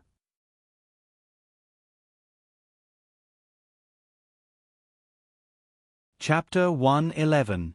The cold wind outside the window blew into the room. Xiao Xiao closed his eyes to enjoy the breeze. When he heard the knock on the door, he thought that he was hallucinating. Who would come so late at night? It must be the sound from outside. Sure enough, after a while, a cat's meow came from outside. It sounded especially mournful in the wind. Xiao Xiao ignored the knock on the door and continued to enjoy the breeze with his eyes closed. Yanran, who was standing at the door, knocked for a while, but no one came to open the door. There was also no movement inside. She couldn't help but worry. Just now, she heard the knocking sound from next door. She knew that Xiao Xiao would definitely be uncomfortable at night. She wanted to see if she could help. However, no one responded to her. Yanran was anxious. She thought that something had happened to Xiao Xiao again. She directly chanted an incantation and opened the door. A picture of a handsome man suddenly appeared in front of her.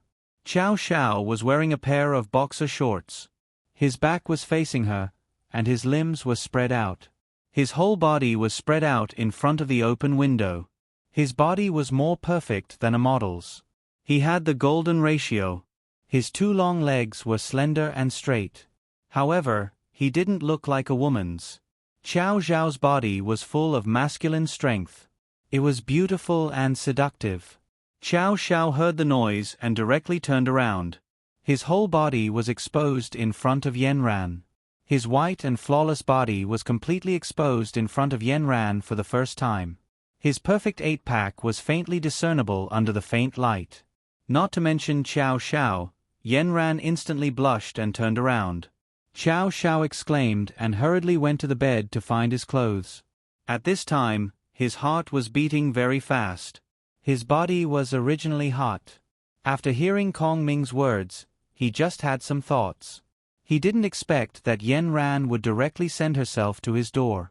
Just now, Yanran's graceful glance really stunned Xiao Xiao.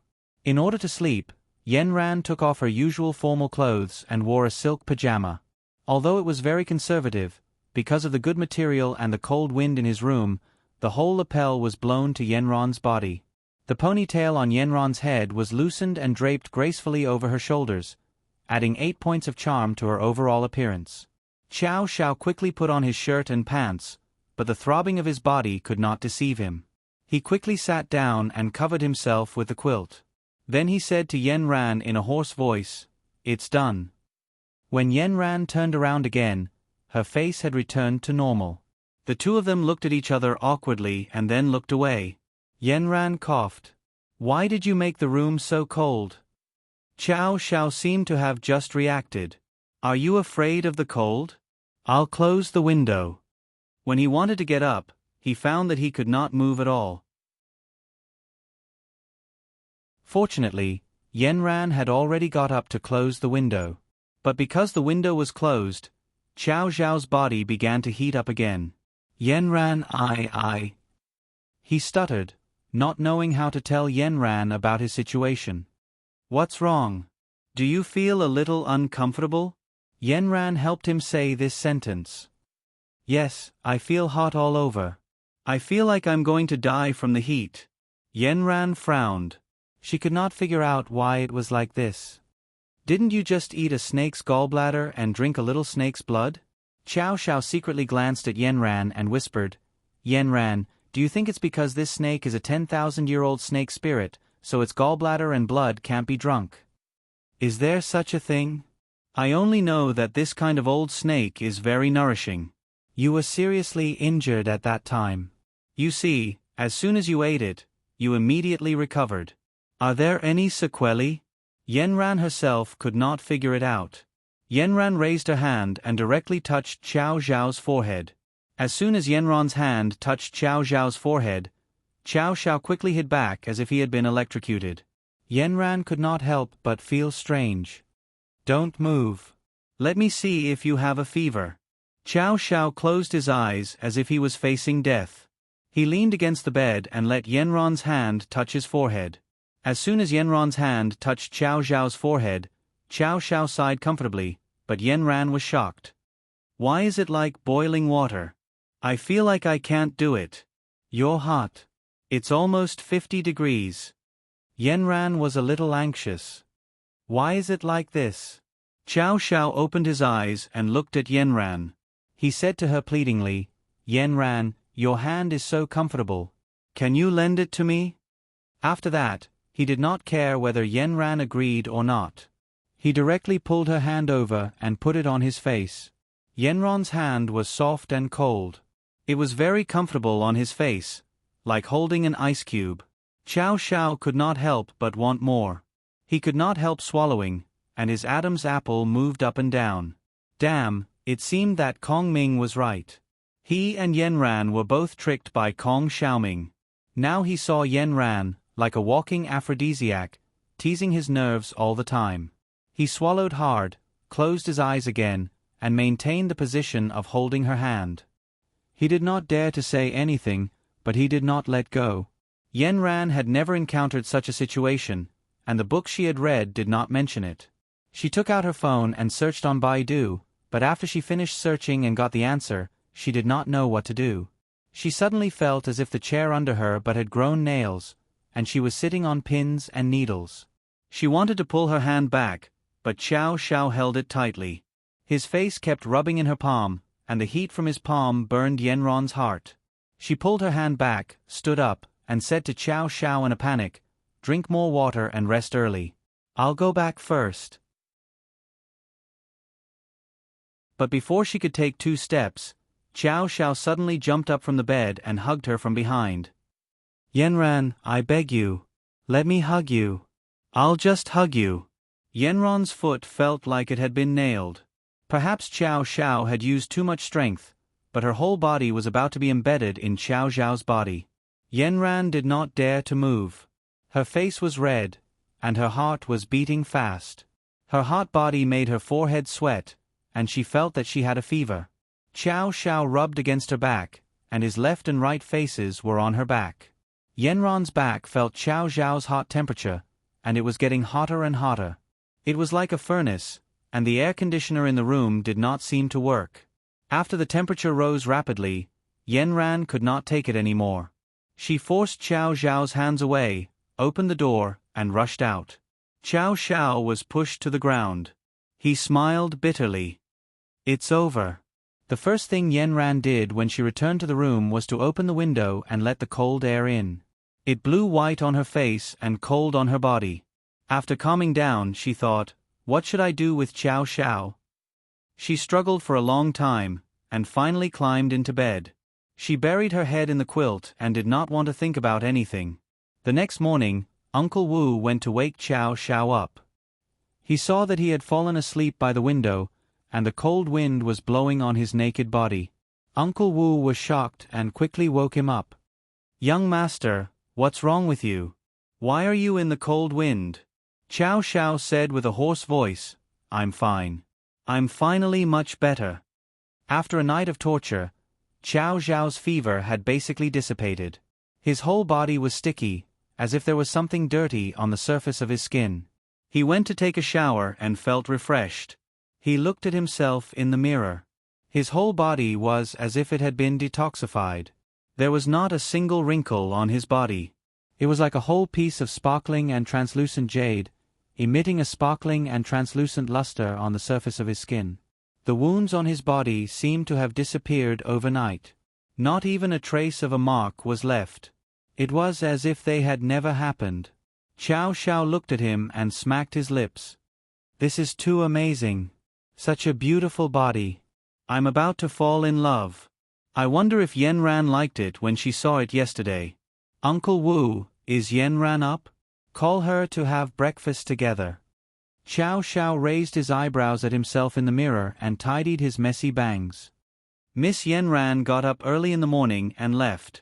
She told me to take you to the hospital if you still feel unwell." Hearing that Yanran had left, Xiao Xiao was a little disappointed. However, he thought that it would be a little awkward for them to meet. "Then I'll go to school later." "Young master, have you forgotten? You've been delayed for many days. The school is already on holiday." Xiao Xiao looked at the date. It was true. "Then didn't I miss the final exam?" Your grades are very good now. If you don't take the exam, the school won't expel you. Also, you went to help the poor. Miss Yenran told me that you had an accident. What happened? I just met a crazy person. He's Zishuan.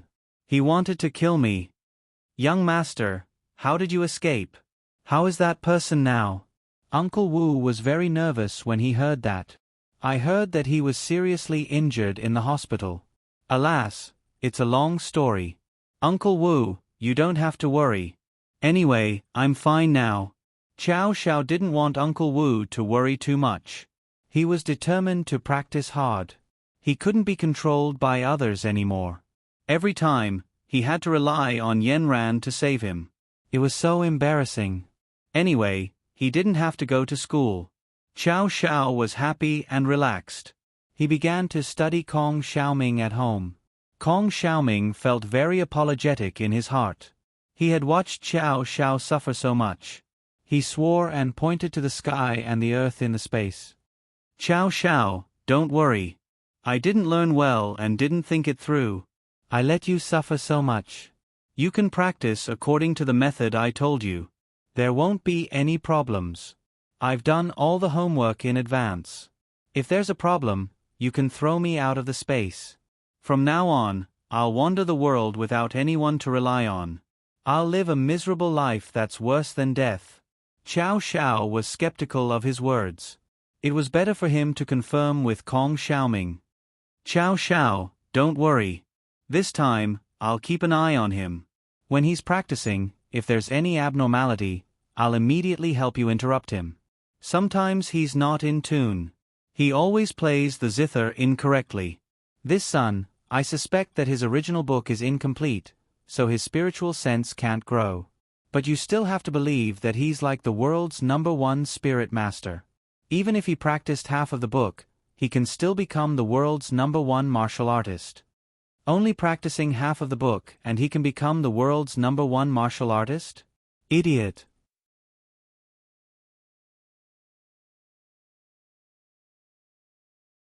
Chapter 112. No matter what, he had to give it a try. Xiao Xiao went into seclusion, cut off all contact with the outside world, and locked himself in his room.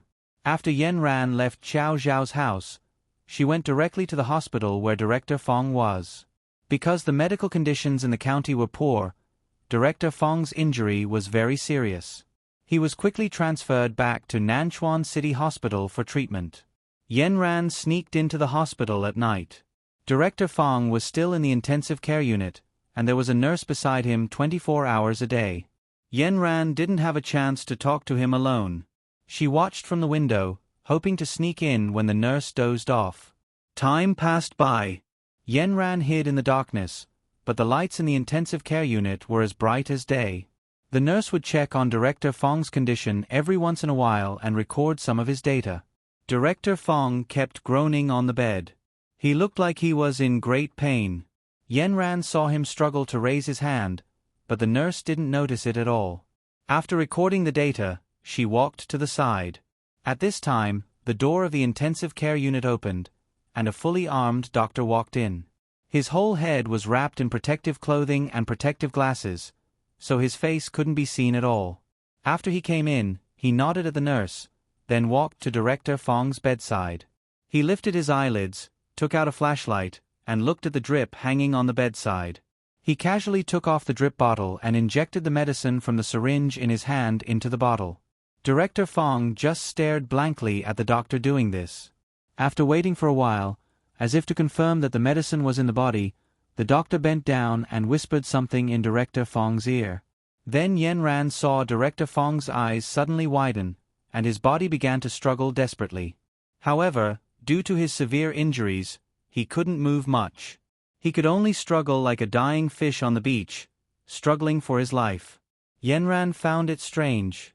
Then, the doctor patted Director Fong on the shoulder and walked out of the room. Gradually, Director Fong stopped struggling on the bed, as if he had fallen asleep. When the nurse came to record the data again, she was so scared that the notebook in her hand fell to the ground and she quickly ran out. As she was running, she accidentally pulled the cord of the heart monitor, and the screen turned towards Yenran. Yenran's pupils shrank when she saw the screen. The electrocardiogram showed a straight line. Director Fong of the District Education Bureau accidentally slipped from a mountain during his poverty alleviation work. He was seriously injured and died in the hospital. The black news became the headline on the official website of Nanchuan City. People who saw the news sighed. He sacrificed himself for education and fought on the front line of the education battlefield.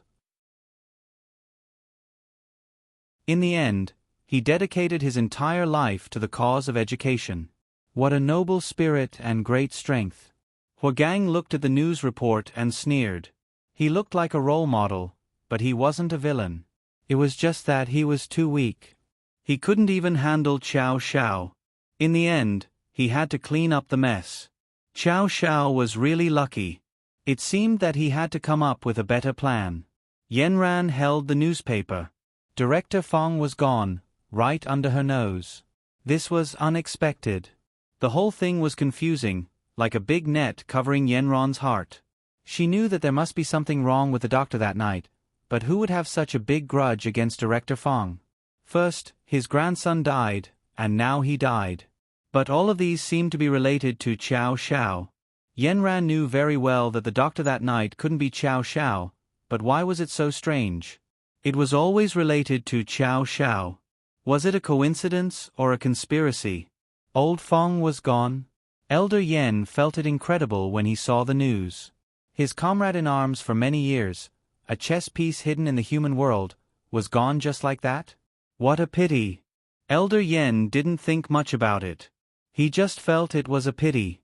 It seemed that he had to find another chess piece. Life was just like that. It might seem valuable, but when a person truly passed away, other than sighs and memories, there was nothing left. Qiao Xiao knew nothing about these things at home. He only knew that he had to become stronger and not be bullied like this anymore. Kong Xiaoming and Kong Ming made a series of training plans for him. With the help of the little tadpoles in his mind, Qiao Zhao's magic power grew by leaps and bounds. The Ancient Invincible was the original title of Kong Xiaoming's book. According to Kong Xiaoming, it actually came from the Devil World. Because the name revealed too much information, the Devil World was afraid of causing trouble, so they changed it to Invincible. There were a total of 8 skills: Flying Fire Meteor, Magical Power Critical Strike, Fire Riding Wind, Flame Seal, Guard Seal, Flying Sand and Stones, Devil's Power, and Samadhi True Fire. Flying Fire Meteor could summon meteorites to attack random opponents. The higher the level, the more meteorites it could summon, and the more times it could attack in succession. Qiao Xiao, take it one step at a time. Start with Flying Fire Meteor. Kong Xiaoming, are you kidding me? Summon meteorites? Why don't you let me fly? Qiao Xiao did not believe in Kong Xiaoming's ability at all. Kong Xiaoming almost hit the ground with his head. This is an ancient book passed down from ancient times. The 6 realms are fighting over it. How many people have sacrificed themselves for it? You're pissing me off. Qiao Xiao was amused. You look like a child, and you call yourself an old man? Okay, I'll do as you say. If I can't summon the meteorites, I'll hold you accountable. Kong Xiaoming's voice became a little low. Anyway, that's what the book says. Qiao Xiao stopped smiling and sat upright. According to Kong Xiaoming's method, he guided the aura to circulate around his body. This time, he not only had to pay attention to his heart. According to Kong Xiaoming, he also had to exchange his aura with the heavens and earth to form a psychic link. Only in this way could he summon the meteorites. Qiao Xiao did not believe in this kind of mysterious thing at all. In addition, Kong Xiaoming was unreliable before. If he could not summon the meteorites, he could probably summon the stones. Under Kong Xiaoming's ardent expectations, Qiao Xiao reluctantly decided to trust him again. The sentences in Invincible were mysterious. Kong Xiaoming translated, and the little tadpoles understood in depth. Ordinary people really couldn't learn it. Only Qiao Zhao's advantage after obtaining the heavenly Duan allowed him to gradually learn it. After a few big cycles in the body, the aura came to his dantian. The pearl wrapped in the lotus flower in his dantian had already grown a little and was emitting a faint golden light. Qiao Zhao's parietal eye had already opened. Not only could he see the circulation of the meridians, he could also see the shape and color of the Jin Dan in his dantian. The aura in the demonic scripture was different from normal. The aura did not circulate around the whole body, but around the Jin Dan. Qiao Zhao focused his mind and focused all his thoughts here. The light in his meridians became stronger and flowed towards the Jin Dan. Soon, the Jin Dan was wrapped up, and Qiao Zhao gradually couldn't see clearly, but he could clearly feel that several of his meridians were burned to the point of pain. Especially the heart meridian of Han Shaoyin and the pericardium meridian of Han Juyin. The spleen meridian of Foot Taiyin and the liver meridian of Foot Juyin were also wrapped up by a warm current. Qiao Zhao felt the Jin Dan slowly start to rotate, bringing with it a gust of wind. This gust of wind immediately affected several of his meridians. The ones he felt the most were the Han Shaoyin heart meridian and the Han Juyin pericardium meridian. The gust of wind brought fire from an unknown place to the center of his palm in an instant. Qiao Zhao's hand was burned until it trembled. At this time, his two palms were facing each other, forming an intelligent hand seal. The force of wind and fire attacked. The pain came in the blink of an eye, followed by the burning of his entire palm. Qiao Zhao wanted to separate his two hands. Kong Xiaoming, who was carefully observing in the space, said anxiously, "Qiao Zhao, you can't move. Endure it. If you can't endure this, you won't be able to learn this technique. It really King hurts." Qiao Zhao's previous difficulty in cultivating was also due to this reason. It hurts. Endure it. Endure it. Think about how you were tortured. Kong Xiaoming shouted in the space. He really touched a sore spot. Was there a need to mention his miserable history of being tortured at this time? Qiao Zhao's face was full of disdain. But, you don't say, it really worked. Thinking about Director Fong's cruel face, Qiao Zhao gritted his teeth. I'll King fight. Next time, see if I don't beat you until you're looking for your teeth on the floor. Qiao Zhao found that after he calmed down, he didn't know where his confidence and perseverance came from, but he stubbornly clenched his teeth and endured. Although the skin on his hands didn't change much on the surface, his two meridians were already on fire. Qiao Zhao didn't know if it was normal, but he didn't distract himself. He could only watch as his meridians burned in his body. The fire burned more and more fiercely, showing no signs of stopping. Qiao Zhao was already sweating because of the fire, and his clothes felt like they were soaked in water. If he had known earlier, he would have worn less. Now, clothes on Qiao Zhao's body were a burden. He gritted his teeth and endured it. His head was already a little dizzy from the heat. The tadpoles in his head were also like a steamer, being steamed until they were dizzy and disoriented. In the end, they could only lie down in the room like steamed dough with their stomachs sticking out. Kong Ming and Kong Xiaoming kept cheering Qiao Zhao on in the space. Qiao Zhao, you have to hold on. It'll be fine after a while. Qiao Zhao's mind jumped out a few words. How long will it take? These few words had already challenged his limit. When he was distracted, the pain immediately increased. He didn't know how the people who were being burned endured, but he really couldn't take it anymore. Qiao Zhao, you have to believe in yourself. You are the prince of the devil world. If even you can't cultivate invincible, then no one else can. Kong Ming also cheered him on. Come on. Come on. You are the prince of the devil world. When the fire burns all your meridians, you will be free. When you say burn, are you sure you don't mean burn? Qiao Zhao looked at his meridians surrounded by fire. He couldn't bear to look at it. He was afraid that he would suddenly smell the burnt protein. Finally, the fire reached its peak and began to decrease. Although Qiao Zhao saw that the strength of the fire had decreased, the pain was increasing. Qiao Zhao felt as though he was at the mouth of a volcano. The surrounding temperature was so high that he couldn't bear it. The magma was surrounding him, and all the water in his body was being sucked dry. His originally wet clothes were being dried, then soaked again, and dried again. This was really killing him. When would it end?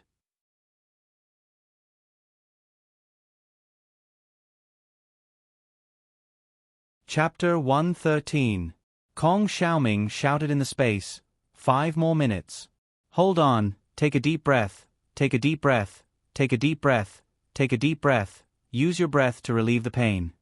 Breathing also took a lot of effort, and every time he breathed, he felt like he was breathing into a scorching fire, burning his entire respiratory tract. Qiao Xiao followed his breathing and focused his mind on the 2 burning meridians, ignoring the pain in the other parts of his body. Okay, I'll do it. 5 more minutes. Qiao Xiao clenched his teeth and held on. His face was already somewhat deformed, and from a distance, it destroyed his original beauty, making him look somewhat ferocious. For the first time, Qiao Xiao didn't care about his appearance. At this time, he only knew that the 2 burning meridians in his body were pulling him, tearing him apart, desperately fighting against the fire demon. In the end, the flame finally burned the entire meridians from head to toe. Only when there was nothing left to burn did the flame gradually extinguish. The meridians that had been burned by the flame had now become translucent like 10,000-year-old amber. The color was like honey, and the light was like wax. There was a greasy glow on the outside, and a precious glow on the inside. The color of the 2 meridians was no longer just a bright color. Instead, it seemed to have become more vivid. The surface of the meridians was simple and unadorned, but it didn't dry up.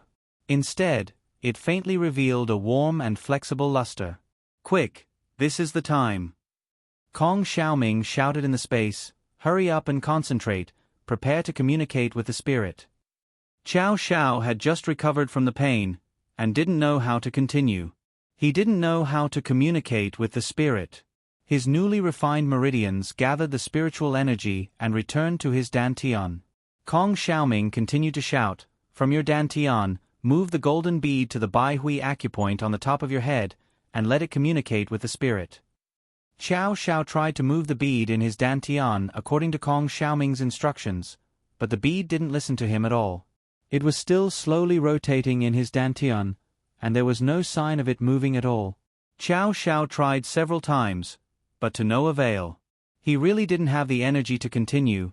No, I need to rest, I'm exhausted.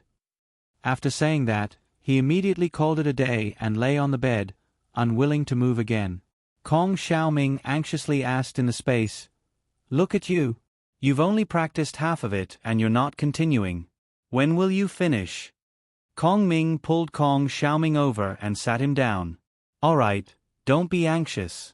Let him cultivate. This is a long-term thing. How can you eat a fat person in one bite?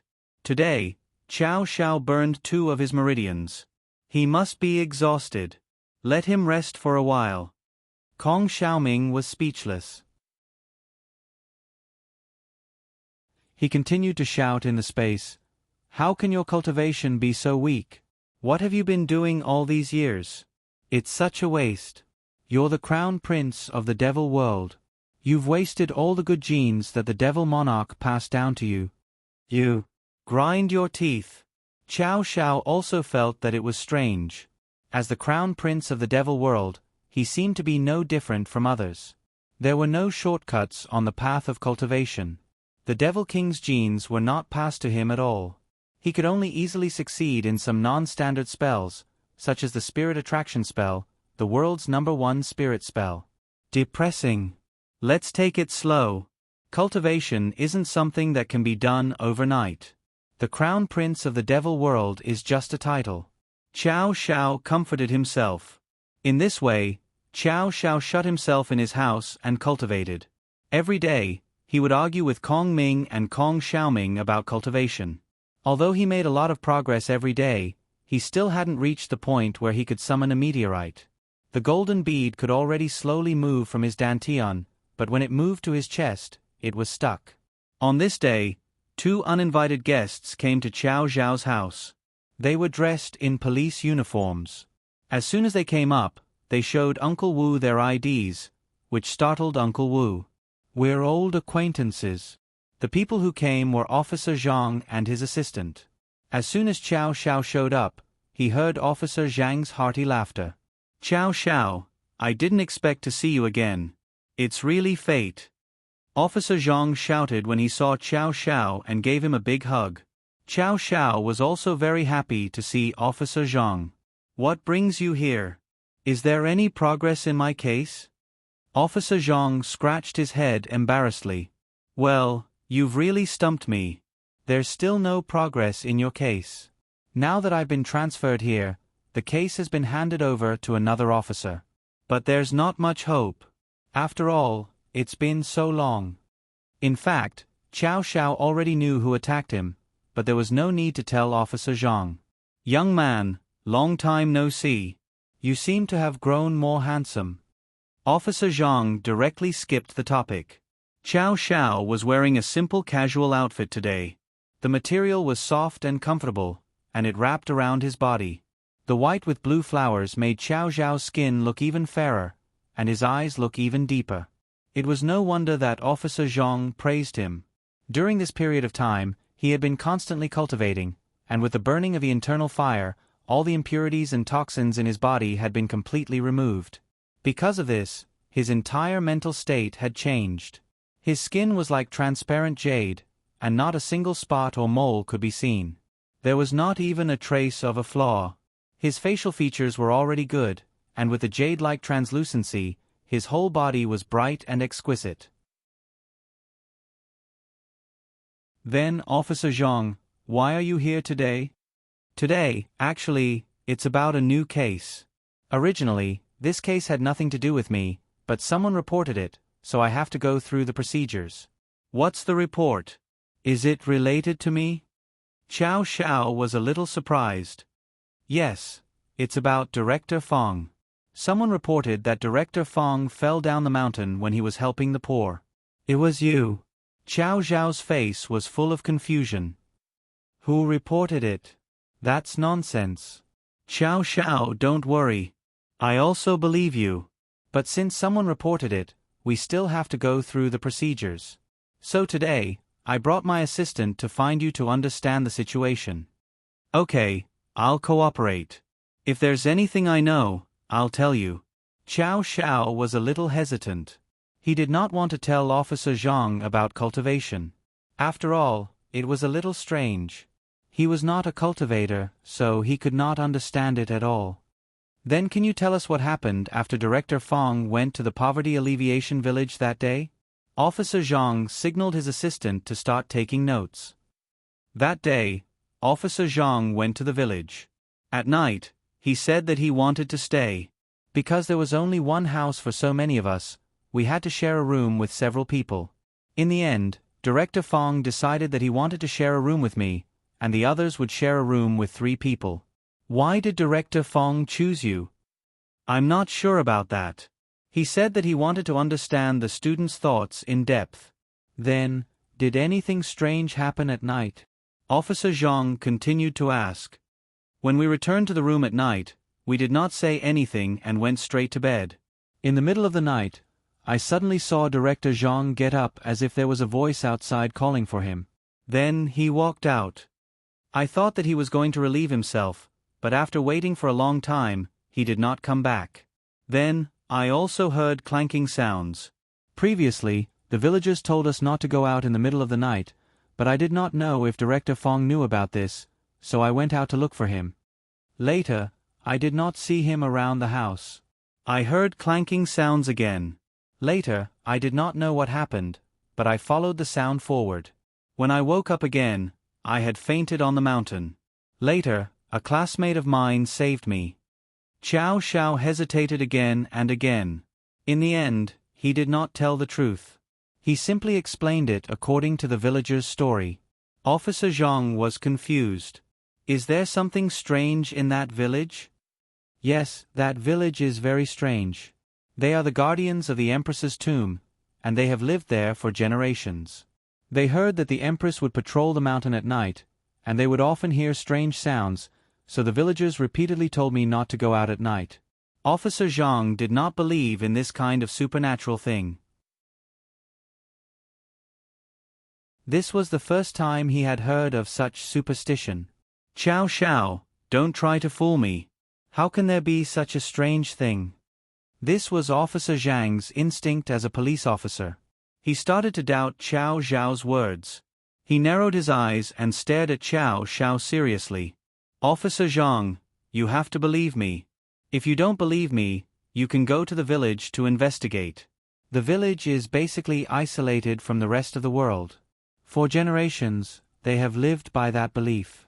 Many things have become supernatural after so many years. Qiao Zhao was telling the truth. This was his personal experience. If he was not the prince of the demon world, he would have been scared by these things. Then, are you injured? When I woke up, I was injured. My whole body was bruised, but it was not serious. I'm fine now. Were you really attracted to the mountain by something? Officer Zhang confirmed with him again. Yes, that is indeed the case. Qiao Zhao also stared into Officer Zhang's eyes. It was a competition of psychological strength. To tell a lie, one had to have several lies to cover it up. Qiao Zhao did not want to cause any more trouble. Officer Zhang stared at Qiao Zhao's eyes for a long time, trying to determine whether he was telling the truth or not, but Qiao Zhao's eyes were clear. It did not look like he was lying at all. Do you know Director Fong before? Officer Zhang's assistant asked. Director Fong came to our school for a survey before, but we have not had any contact after that, Qiao Zhao said honestly. Then, do you know his family? Do you know that his grandson has died recently? The assistant continued to ask. Qiao Zhao was confused. I don't know him at all. How would I know that his grandson is dead? Officer Zhang and the assistant looked at each other. It seemed that Qiao Zhao and Director Fong were indeed strangers. The two did not have any interactions. What was the informant trying to say? What was the motive of Qiao Zhao wanting to kill Director Fong? Before Officer Zhang left, he said to Qiao Zhao, "We will continue to investigate this matter. During this time, you should not leave Nanchuan because no matter what, only you and Director Fong ended up in the same room. You are the most suspicious." Qiao Zhao was speechless. He wanted to kill me, but I couldn't explain it in the end.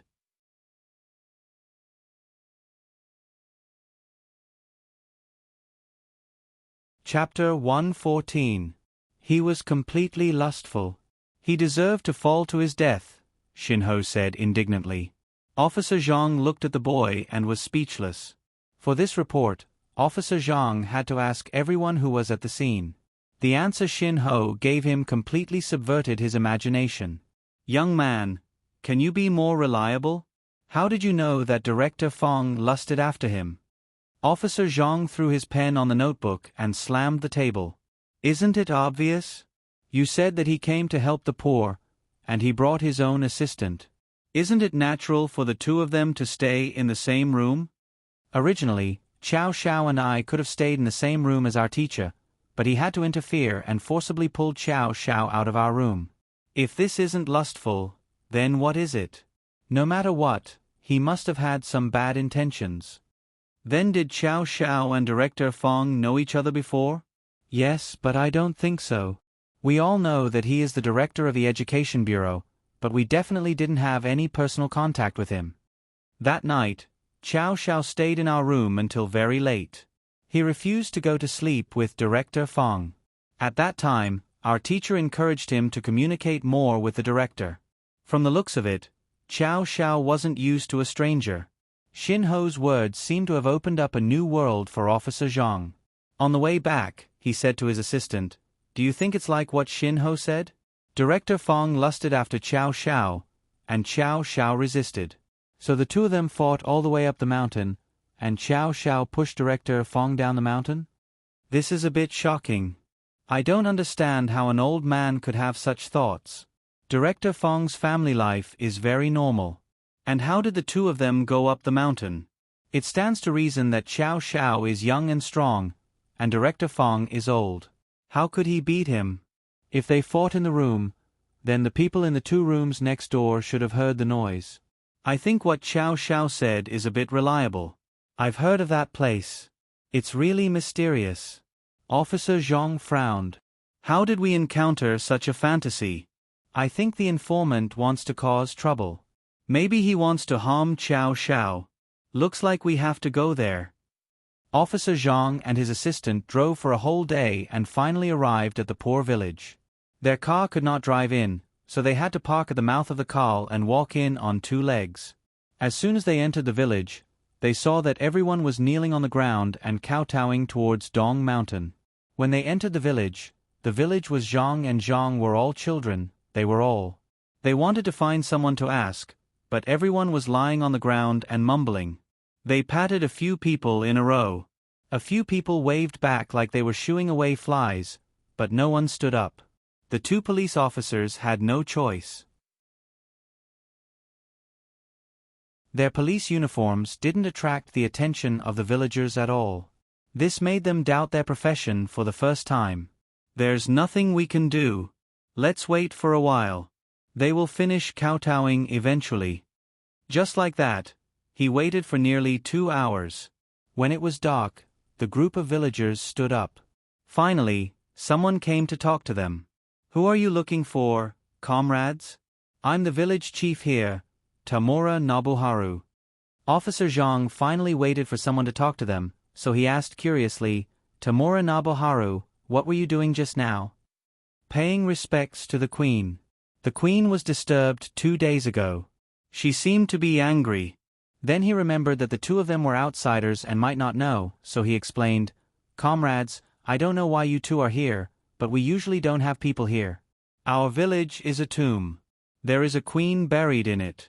We have been here for generations to protect her. Hey, it was really the same as what Xiao Xiao had said. Officer Zhang and his assistant looked at each other. We're here for this. Can we find a place to talk about it in detail? Officer Zhang showed their identification to the village chief, so the village chief took them directly to the house where Xiao Xiao had lived. After Officer Zhang explained the purpose of their visit, the village chief was quite angry. Who is this son of a bitch? How dare he frame Xiao Xiao? Xiao Xiao is our great benefactor. Our village's Daniel fell into the well, and it was Xiao Xiao who saved him. Director Feng didn't follow the rules and harmed Xiao Xiao. If you ask me, he deserved to die. Tamura Nobuharu knocked the tobacco pipe in his hand to the side of the bed. Officer Zhang hurriedly said, Village chief, don't worry.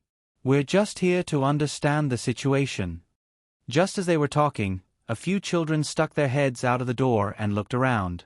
It was normal for the children in the village to be curious about a few outsiders.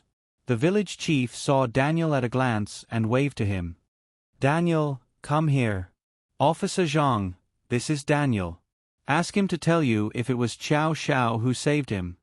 A chubby little boy immediately threw himself at Officer Zhang's feet. Do you know Brother Xiao Xiao? His eyes were bright, and his face was full of expectation. Yes, you are Daniel. Can you tell me how Brother Xiao Xiao saved you? Officer Zhang couldn't help but soften when he saw such a cute child. That day is the most memorable day for me. I fell into the well and almost drowned. I drank several mouthfuls of water. The well water was very cold. Just when I thought I was going to report to Empress Mountain, a person suddenly jumped down from the sky like a god and grabbed me. At that time, I was already unconscious, but I could feel Brother Xiao Xiao holding me in his arms. I felt that he must like me very much. He later told me that he drank several mouthfuls of well water. Daniel was an impatient person.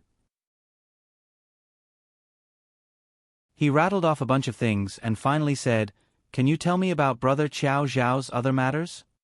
The other children also talked about the situation at that time. In the end, they all looked at Officer Zhang with bright eyes, hoping that he could say more about Xiao Xiao. Officer Zhang had a strong feeling that he was representing Xiao Xiao at a fan meeting. Officer Zhang could only tell the children what he knew about Xiao Xiao. The children's questions were also strange and varied. The main points were, has Brother Xiao Xiao always been this handsome? What does Brother Xiao Xiao like to do the most? What does Brother Xiao Xiao like to do? What does Brother Xiao Xiao like to do? These questions didn't stumble Officer Zhang because he had a deep understanding of Xiao Xiao's attack case. Under the children's expectant eyes, Officer Zhang played his role to the end and told them some of the stories he knew. Your brother Chow Xiao is amazing. Do you know about the Information Science Olympiad? He is the national champion. Wow. What is the Information Science Olympiad? It's a computer competition. Design and programming, design of autonomous vehicles, mechanical arms, and the computer games you play. Let me tell you, Chow Xiao helped us solve cases. This time, even the assistant was interested. At that time, we were troubled by a video that was unclear. There were so many people in the police station, but they couldn't solve it even after a long time. Coincidentally, Chow Xiao came and solved it in less than half an hour. He helped us solve a big economic case. This group of children from the countryside had never come into contact with such things. They were simply intoxicated by the story. Officer Zhang's story opened a new door for them in life. The arrival of Chow Xiao and the others made them realize how interesting and useful knowledge was. And the Chow Xiao described by Officer Zhang had already become the direction in which they imitated and worked hard. This was the power of an idol. Daniel secretly made a decision in his heart. When he grows up, he also wants to learn computer science. He wants to be as good as brother Chow Xiao. I heard that he also knows how to dance and sing. There are videos of him on the internet.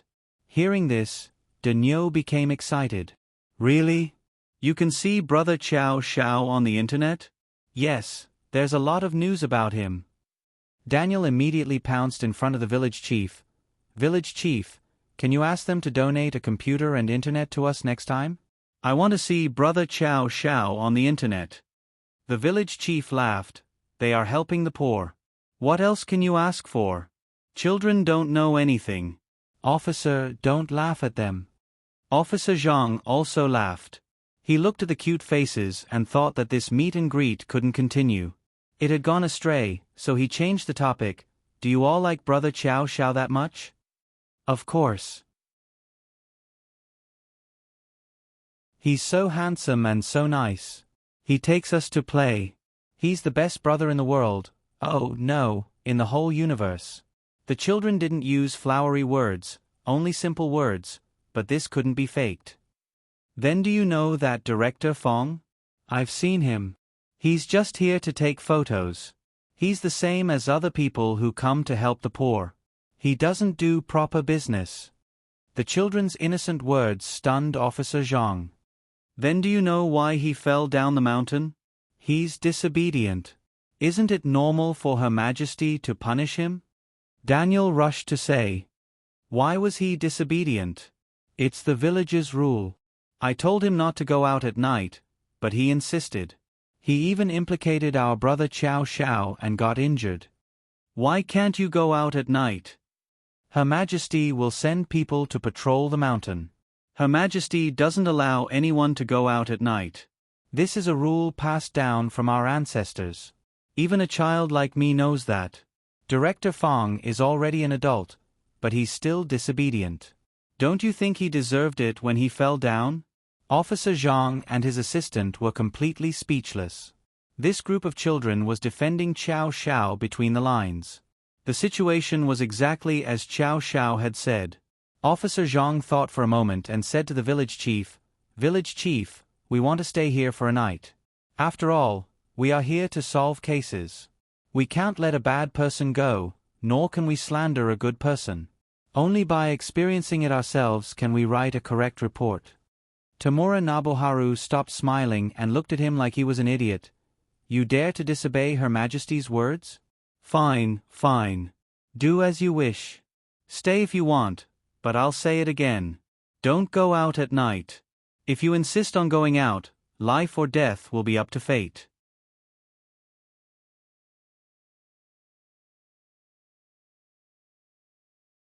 Chapter 115. Officer Zhang and his assistant slept in Xiao Zhao's room. When the assistant turned on the only light bulb in the room, the dim yellow light could only illuminate a small circle, and the shadow of the person on the wall was very long. What did you say? Officer Zhang's large face suddenly leaned over, and the assistant was so scared that he took a step back. What are you doing? Officer Zhang asked curiously. This light is 2F*King creepy, the assistant stuttered. Don't scare yourself. It's not that scary. Are you an atheist? Officer Zhang patted the assistant's shoulder. The assistant turned on his phone to look at the time. It was only 8 p.m. He shook it left and right, but there was no signal at all. Luckily, I downloaded some single-player games, or else I'll be too bored at night. Officer Zhang shook his head at him. Young man, you can't stand loneliness. Officer Zhang sat on the bed in a daze, thinking about the case. F***CK, it's dead. The assistant hit the screen a few times. There was a flash of lightning, and the phone was completely dead. He took out the charging cable and started to search the room. Officer Zhang asked him, "What are you looking for?" "I'm looking for a socket." "Stop looking. There won't be a plug in here. It's not easy to connect you. The cables are all from other places." I really didn't expect there to be such a poor and backward place in modern society. How do these people live here? It's like they're cut off from the rest of the world. The assistant threw the phone on the bed and stopped looking. This place is indeed cut off from the rest of the world. They rely on their own beliefs to survive. Superstition and blind worship have been their habits for generations.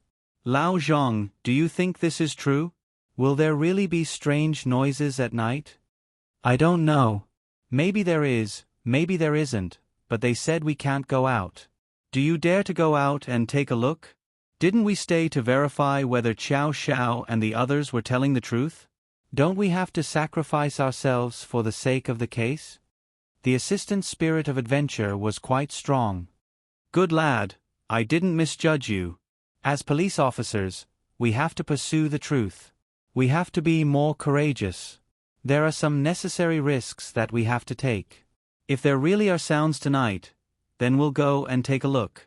Officer Zhang patted his assistant's shoulder and said with relief, "Go to bed early. You still have work to do tonight." The assistant thought about it and turned off the lights. The two of them slowly fell asleep. Tonight, the village was especially quiet. There was not even the sound of dogs barking. There was only the dim moonlight floating in the sky. A layer of fog had appeared from the mountains and was blown by the wind. It circled around the village and covered the sky above the village with a layer of gauze, making it difficult to see clearly. At midnight, clanging sounds rang out punctually. They came from afar and approached, starting from Dongshan Mountain and heading towards the village. Lao Zhang, I hear something. The assistant was not in a deep sleep. He woke up as soon as there was movement. Officer Zhang tilted his head and listened carefully. The clanging sounds were getting clearer and clearer. It seemed that they were moving very fast and were about to reach them. Go, put on your clothes and go out to take a look. Officer Zhang and the assistant rolled out of bed, gently pushed the door open a crack, and looked into the yard. There was nothing, only a layer of fog floating above the yard. It seems to be foggy. I don't know what the visibility is like. Be careful when you go out. Officer Zhang turned around and reminded the assistant. The two of them quietly went out of the yard and went forward in the direction of the sound. The road was very dark, and the moonlight was very weak. The road in the village had never been repaired before, so it was bumpy and uneven. It often made them stumble as they walked. The further they went, the thicker the fog. The visibility was reduced to within a meter. The two of them were a little nervous. They held each other's hands and each picked up a thick branch, using it as a tool to explore the road. The clanging sounds came from afar and approached them. It seemed that the sound had already reached them and was circling around them. Lao Zhang, why do I feel goosebumps all over my body? This sound is circling around us. The assistant realized that he was a little too bold. His legs began to tremble slightly. What kind of strange sound was this? Lao Zhang also felt a little creeped out. He couldn't see or touch it. The clanging sounds were circling around them. It was as if a child was running around them with a drum in his hand. Hey! Officer Zhang suddenly shouted. This sound was particularly abrupt in the quiet mountain. The assistant was shocked. Lao Zhang, don't scare people. Officer Zhang's shout had some effect. The clanging sounds stopped for about a minute. Then, it changed to another sound. Deng deng deng deng deng deng deng deng. Officer Zhang, I've seen a ghost. It seemed like it was just one person, but now it's a group of people, the assistant said with a trembling voice. Officer Zhang held his branch in front of his chest and pointed it around. He said sternly, "What is it? Come out." But the only response he got was the clanging sounds. The assistant copied Officer Zhang and held the branch in front of his chest to protect himself. "Lao Zhang, why don't we retreat? It's really strange outside." Officer Zhang looked at the situation. The fog was too thick. He couldn't see anything. "Okay, let's go back first. We'll talk about it tomorrow." The two of them turned around and wanted to go back, but they couldn't see the way back. The more they walked, the stranger it became. The sounds around them didn't stop. It was as if a group of people were beating drums and gongs to escort them. "Lao Zhang, this isn't the way back. Why are there weeds everywhere?" The assistant realized the problem as he walked. "There weren't so many weeds when we came. Looks like we went the wrong way." The assistant's heart was beating like a drum. He could hear his own heartbeat and the thumping sounds outside. "Lao Zhang, what should we do now? Should we continue walking? It's really cold at night. I'm going to freeze into ice shards." "We didn't think it through. We didn't expect the fog to be so thick. We can't see anything. I think we shouldn't walk anymore. Let's sit down and stay here for the night. It'll be fine tomorrow morning. I'm afraid we'll freeze to death even if we don't get scared to death." Now I know why Director Fong fell from the mountain and got seriously injured. I think he was scared to death by this strange place. I didn't expect Xiao Xiao to be right. I knew it. After interacting with Xiao Xiao a few times, I don't think he's a bad person. I'm really curious about this Xiao Xiao now. He's so handsome and so many people like him. If someone likes him, he'll definitely be hated. I wonder who reported him. The two of them sat down on the ground and started chatting. The sound around them realized that the two of them weren't walking anymore. It urged them even more urgently. The sound of banging continued. Officer Zhang and his assistant's conversation was interrupted. They looked at each other and raised their vigilance to the highest level. The two of them turned around and sat back to back. They held the tree branches in front of their chests. Soon, a gust of evil wind started swirling around them. Sand and stones flew everywhere. The wind blew so hard that the two of them had to close their eyes. It was this gust of wind that was getting stronger and stronger. It was as if it wanted to sweep the two of them up into the sky. Officer Zhang complained in his heart. Why would there be a tornado in the middle of the night? The two of them had no choice but to hold each other's hands tightly. The wind was so strong that they had to curl up their bodies. In the end, they could only hug each other to reduce the wind's strength. The two of them shrank into an irregular circle, which was the most suitable for rolling. Under the pressure of the wind, Officer Zhang and his assistant chose the same way to escape, which was to directly roll on the ground. At this time, they had no sense of direction and no helpers. The only thing that could protect them was each other's bodies. The wind blew the two of them to the ground and they rolled quickly. The only thing they could think of was to protect their heads. They couldn't care about anything else. As they rolled, they gradually lost consciousness. The night was silent. The thick fog in the middle of the night gradually dispersed when the first ray of sunlight came in. The villagers continued to kowtow in the direction of Dongshan early in the morning. Daniel's grandfather walked to the foot of the mountain as usual. This time, before he reached the foot of the mountain, he saw the two of them lying on the ground beside a pile of weeds. The two of them were still hugging each other tightly. Their heads were buried in their chests.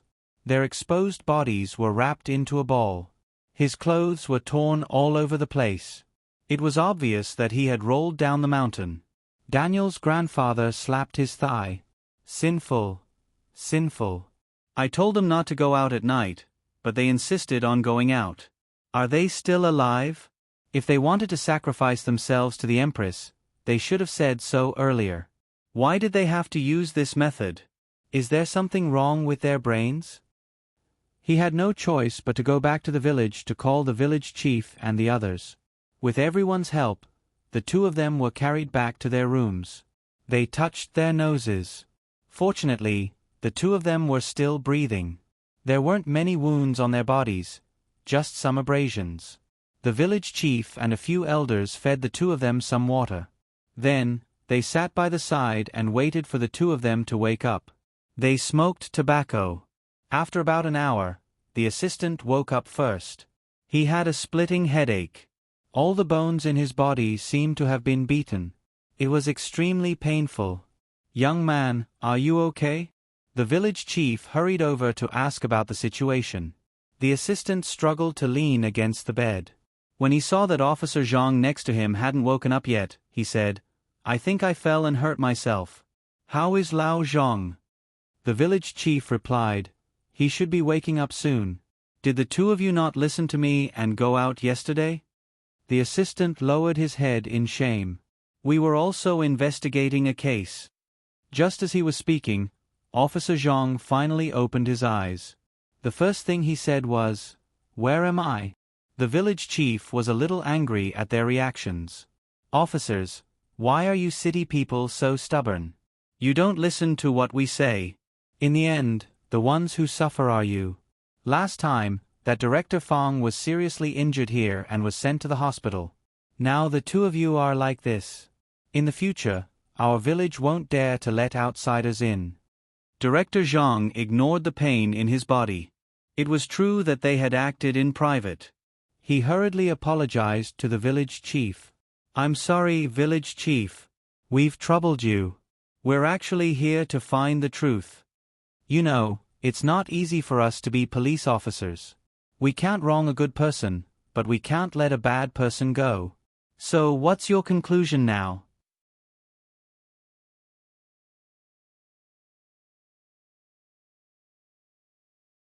Chapter 116.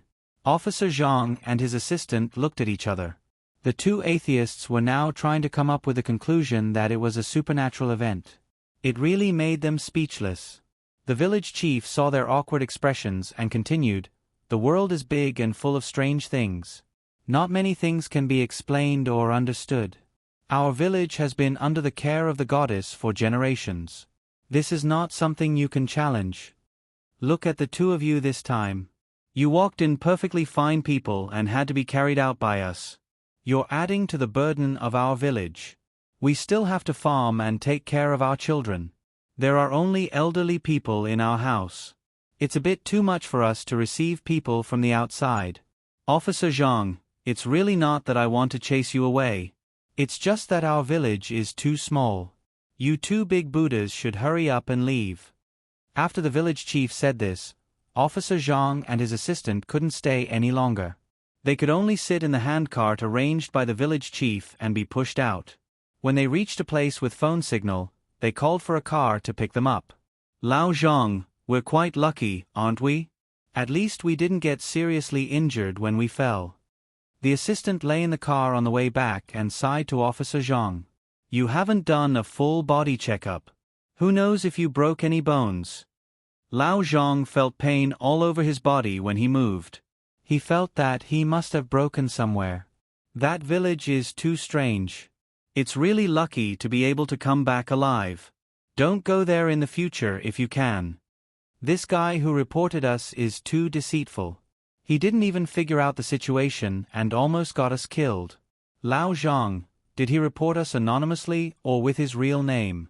I really want to press this bastard to the ground and give him a good beating." After the assistant finished speaking, he waved his arm in the air and said with a hiss, "Ah, I think I pulled on my wound. This bastard reported us anonymously.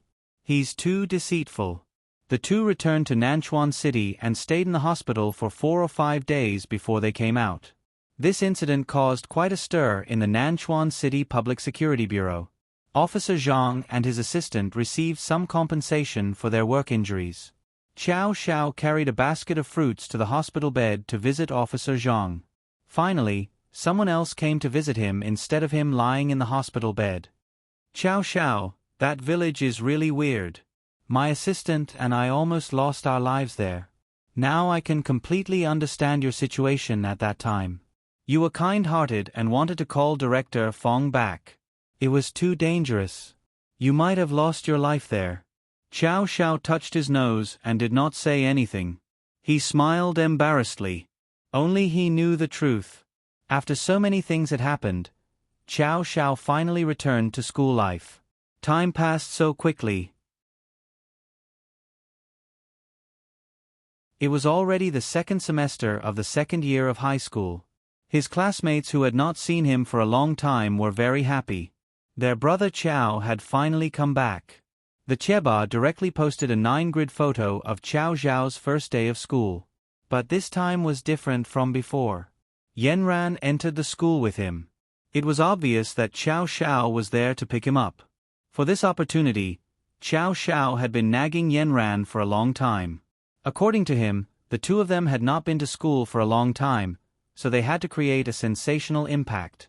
This would help increase his spiritual power and help his cultivation. He had asked Yanran to come to the stage together. Yanran glanced at him. Are you sure I won't lose fans if I appear on campus with you? Of course not. If we walk together, both of our fans will form a CP. This way, both of us will gain fans. Yanran looked at him fawning like a little puppy and her heart softened. She actually agreed. For the sake of his cultivation, just this once. Although she agreed, she still asked him to wait at the coffee shop at the entrance. Only Chow Xiao himself knew his real intention. He just wanted to tie himself to Yanran. Although he did not dare to tell others that Yanran was his girlfriend, this move was obviously a declaration of sovereignty.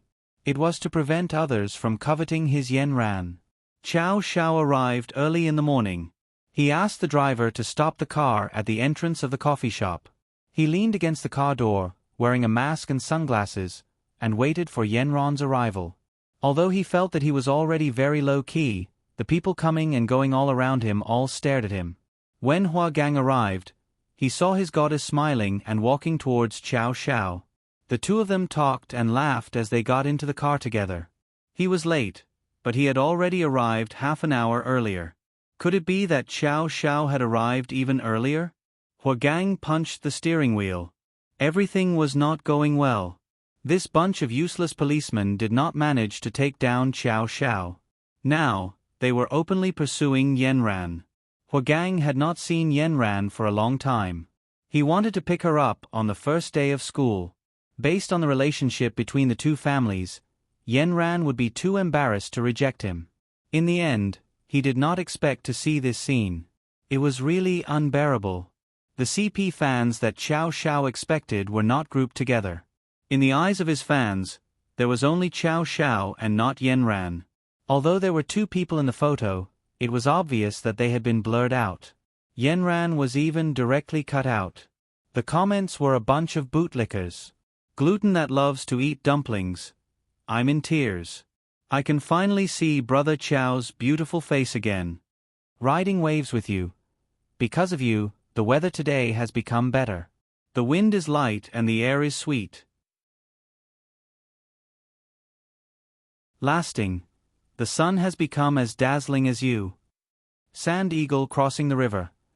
My daily life without Brother Chow is as boring as a withered wheat. Walking snow. I like the flowers of spring, but I like you even more today. Pandora's box. My heart blooms with the flowers, and your beauty is even greater. Big frog at the bottom of the pit. You will always be my faith. I'm only missing a pair of sneakers. Seeing Brother Chow again, my heart is beating like a deer. Chow Xiao was puzzled. Did these people not praise him and Yanran? Could they not see his and Yanran's matching CP face? He secretly sent a message to himself. Brother Chow who wants to CP. The girl who entered the campus with Brother Chow today is so beautiful. She and Brother Chow are so compatible. He was immediately scolded.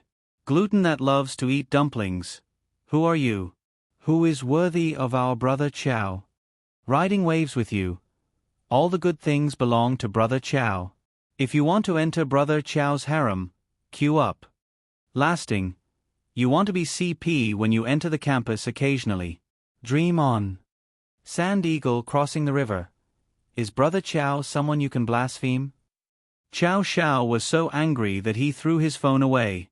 Yen Ran was all smiles. I told you a long time ago. This trick won't work. Your fans are very domineering. Chow Shao gritted his teeth. They are jealous of you. I will make them jealous. Look at how compatible we are. Chow Shao picked out a picture of the two of them, although Yen Ran was a little blurry. You can see this clearly?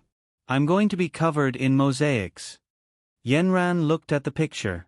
Chow Shao was wearing sunglasses with his hands in his pockets. His 8 white teeth were shining brightly under the sun. She was only an illusory silhouette looking up at him. However, she could still see that she was smiling, as if all the stars in the sky were here. Okay, stop playing. We have to prepare for the small college entrance examination this semester. Study hard. Yen Ran returned to her seat and took out a book to read when she arrived at the classroom. Chow Shao pondered for a while, then took out a book and immersed himself in the study for the next semester. This semester was about to usher in their small college entrance examination. The whole study atmosphere was instantly strong. The homework assigned by the teacher was getting heavier day by day. Chow Shao and Yen Ran were 2 special existences in the class. Only these 2 people had the privilege of not doing homework. This was because these homework were too easy for them. If the teacher agreed, they could find their own reference books. Moreover, they had more important things to do. The independent enrollment of each school was about to start. Chow Shao and Yen Ran had won the international and domestic awards respectively. They shouldn't need to take the college entrance examination. However, this small college entrance examination was a standard exam for each school's independent enrollment. Yen Ran and Chow Shao couldn't escape from this system. Brother Chow, I'm going to die. The small college entrance examination is so difficult. Please guide me. Zhang Deong lay on the table lifelessly and asked Chow Shao for help. Brother Chow, I also want to. There are too many things to memorize. Can you lend me some of your brain? Ma Xiaoxian recited until he was about to fall asleep. Chow Shao leisurely tapped his leg and swayed back and forth on the chair. He wasn't worried at all. He had read all the supplementary books that could be bought on the market. All the types of questions were also in his mind. More importantly, he had already started to look at the university curriculum. High school was a small case for him. Isn't it just these types of questions? These knowledge points. Since you all understood them, then what is there to worry about? Brother Chow, you also advanced from a bad student to a top student. Can you tell us a little bit about the process of your counterattack? Zhang Deong had a bitter face. You won't be able to learn my method. The most important thing is to consolidate all of your mistakes. There won't be a problem if you don't make any mistakes next time. Chow Shao carefully recalled the little tadpoles in her mind. How did they learn? Brother Chow, do you mean that we don't need to refresh the questions and directly do the wrong questions? Ma Xiaoshuan's eyes were shining. You've already done enough questions. There's no need for you to do new ones. It's already impressive enough that you've managed to figure out all the questions that you've gotten wrong. You won't make any more mistakes. Chow Shao directly told them the essence of the question. The teacher also said this method. He always emphasized the wrong questions, wrong questions, wrong questions, but I just don't understand. How do we do these wrong questions? Zhang Jinyun also began to scratch his head in distress. Okay, this will depend on how your brother Chow teaches you. The 2 of you will pair up with each other. One of you will explain your mistakes to the other. If you understand them, then you pass the question. But this is not the end. You need to plan your revision according to the time of the exam. You have to make sure that you review it 7 to 10 times. Will this really work? Of course it will work. If you can understand a novice, then you will definitely master it. After that, you just have to keep repeating this knowledge. Chow Shao became more and more proud as he spoke. He took his book and flipped it in his hands. Okay, Brother Chow, We will try according to what you said. I feel that it is reliable. Zhang Deong and the others seem to have found their backbone. With a good method, it was as if they were injected with chicken blood. They were no longer sleepy and immediately threw themselves into studying crazily. Qiao Xiao did not take the small college entrance exam to heart. He saw the news on his phone. This year's National Street Dance Competition was about to start. He accidentally missed the championship last year. This year, he was a little restless. But it was the small college entrance exam again. Would Uncle Wu and Yanran agree?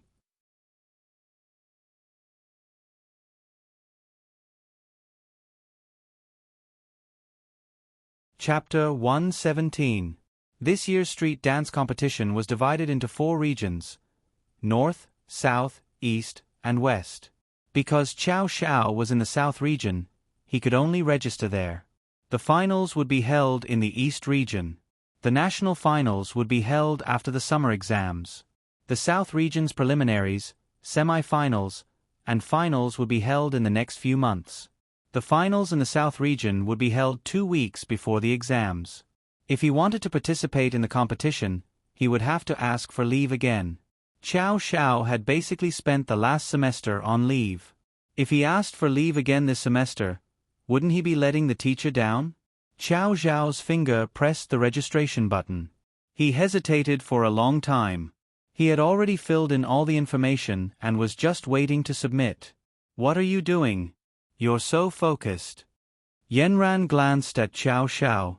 He had been sitting there motionless for more than 10 minutes.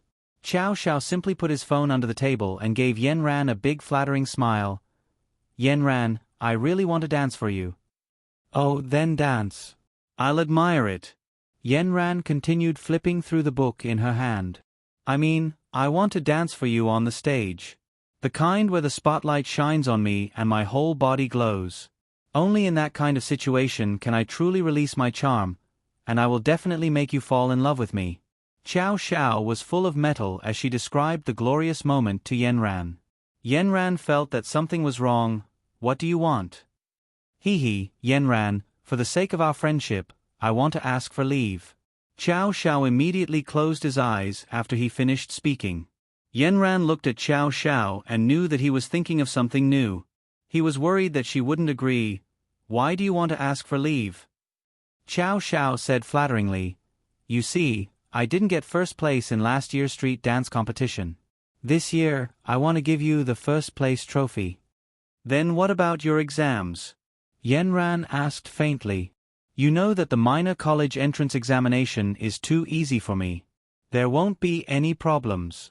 I promise I won't miss the college entrance exam. Qiao Xiao raised his hand and swore. If you have a way to convince the teacher, I'll agree with you. Yanran was still casually flipping through the book. I'll take care of this. With Yanran's consent, Qiao Xiao took out his mobile phone and clicked the submit button. Yanran knew that no one could suppress Qiao Xiao's radiance. Yanran had long been mentally prepared that he would one day become the brightest star in the world. After getting Yanran's permission, Qiao Xiao decided to give himself amnesty. Every day after school, he would practice dancing in the gymnasium. In the beginning, he would take his phone with him and practice crazily. Later on, he was seen by some juniors and they secretly watched from the entrance of the gymnasium. Qiao Xiao was a passionate person. Seeing that there were people appreciating him, he was even happier. He called these juniors to come in and cheer him on. Thus, it slowly became a group of people who followed Qiao Xiao to practice dancing in the gymnasium after school. Soon, the news that Qiao Xiao was going to participate in the street dance competition secretly spread throughout the entire school. Qiao Xiao told them that they had to keep this a secret from the teacher. Otherwise, he wouldn't be able to ask for leave. The juniors tacitly agreed to help their idol keep this a secret. Just like this, the day of the preliminaries arrived. The organizing committee of the Southern Division's preliminaries put in a lot of effort. In order to increase the ratings, they put in a lot of effort in advertising. The overwhelming advertisements on the streets, on TV, on the subway, at the bus stop, and on the internet overwhelmed you. Chow Chow took a bus all the way. From the bus stop in front of his house to the promotional photos of the organizing committee, he admired them all the way to the main entrance of the gymnasium. In the photos, there were a few young men in black doing various difficult street dance moves. It was very cool. The whole advertisement was hot and explosive. They should be last year's top 8 contestants. In the most conspicuous position, there were 2 flamboyant street dances with the number 56 on them. It directly burned your eyes. Chow Zhao's mood became excited when he saw the advertisement. He was so excited that it was as if he was going to occupy his home ground. It was his regret that he didn't get the championship last year. That stage was set up for him. This year, he must take back the championship and put it in front of Yen Ran. He had to make her kneel down in front of his jeans. Chow Chow was full of confidence. Next year, his picture would definitely be on the poster. He sent a WeChat message to Yen Ran. "I'm on my way to the gymnasium." He pouted and sent a photo. "Wait for my good news." He specially called his personal makeup artist, Xiao Xiaoyun, today. He would go to the gymnasium and put on a very charming makeup for him. Xiaoyun was very excited. She directly asked for leave. She wanted to use her ghostly hands to send Brother Chow to the champion's throne. Before they arrived at the gymnasium, the passionate music had already reached Chow Zhao's ears. Chow Zhao excitedly rolled down the window and looked at the big screen at the entrance. It was playing the video of last year's competition. Last year's finals were held here. This year, the main venue of the national competition moved to the Eastern District. This place became the venue for the Southern Region's preliminaries, semi-finals, and finals. Although the level of the competition was lowered, the design style was better than last year's. There were hip-hop elements everywhere. From the posters, dolls, and all kinds of cool equipment on the scene, all of them were teasing people's nerves. It reminded you that this was a place to pursue freedom, play with your personality, and release yourself. Brother Chow, look, there's a video of your competition from last year on the big screen. Xiao Xiaoyun excitedly pointed at the big screen for Chow Xiao to see. The screen was playing the battle between Chow Xiao and Jason.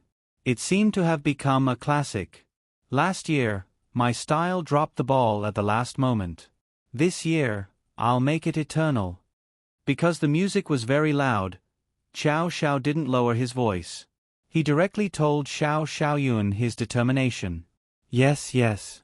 Brother Chow, you've always been the best in my heart. I'll wait for you to come back with the championship trophy. Xiao Xiaoyun's eyes were filled with admiration for Chow Xiao. The two of them didn't hide their conversation from others. A few girls who were walking by heard it clearly. They saw Chow Xiao and Xiao Xiaoyun's backs and heard such arrogant words. The girls snorted. They didn't know the immensity of heaven and earth. They actually dared to boast like that. Xuanfei, you don't even dare to say that. Someone actually dares to spout nonsense here. What a joke. The leader of the girls snorted coldly. They didn't know the immensity of heaven and earth. Chow Xiao and Xiao Xiaoyun had already turned around and were about to walk into the arena. The girls were still mocking Chow Xiao, but when Chow Xiao turned around, they were all stunned. Yi Xuanfei, who was the leader, was stunned on the spot. It was as if she was struck by lightning. He was simply a prince who walked out of a comic. He had a confident and arrogant temperament, a noble godlike face, exquisite facial features, and a golden figure. He wore a short-sleeved green checkered shirt with orange and white t-shirts. The orange and green matched very well. In order to prevent the colors from being too bright, Chow Xiao paired it with a pair of dark-colored jeans and a bright belt.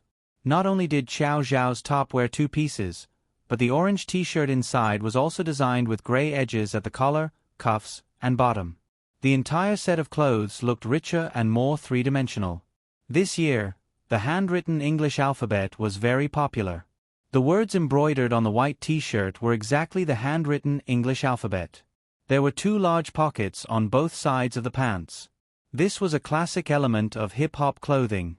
The buttons at the edge of the pants could be adjusted at will. It was paired with a pair of skateboard shoes. The coolness of turning his head seemed to have hit Yi Xuanfei's acupoints. She only came back to her senses when Qiao Xiao walked past her and she saw his long and thick eyelashes. Yi Xuanfei reached out, wanting to pull him back. But Qiao Xiao nimbly moved to the side. He didn't pay attention to her at all, nor did he intend to stop.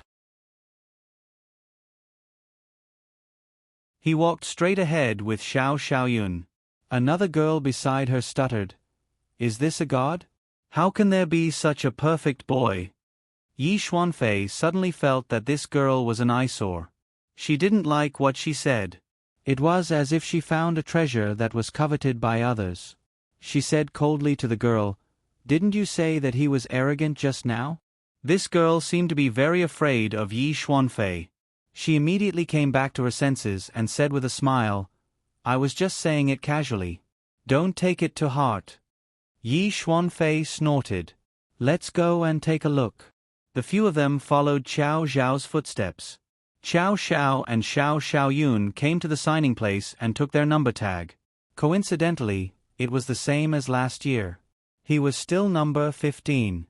"Seems like I'm fated to be number 15. Qiao Xiao threw the tag up and down. "Yes, yes.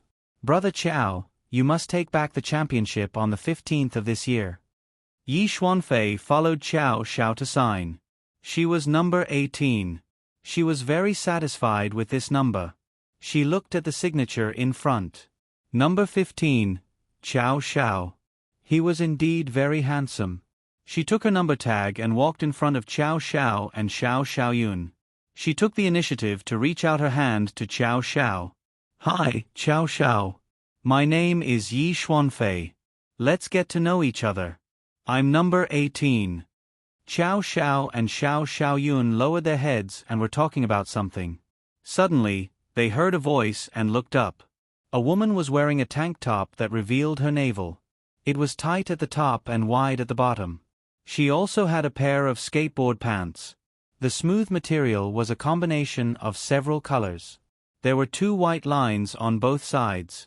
The pants were loose and she wore canvas shoes. It was obvious that the material was very good. The most eye-catching thing was the navel ring hanging on her navel. There was a small sapphire star hanging down. It was dazzling and added a lot of color to her golden ratio figure. Her wavy hair, valiant and cool makeup, coupled with her aggressive gaze, showed the temperament of a mature woman. She had a typical oval face.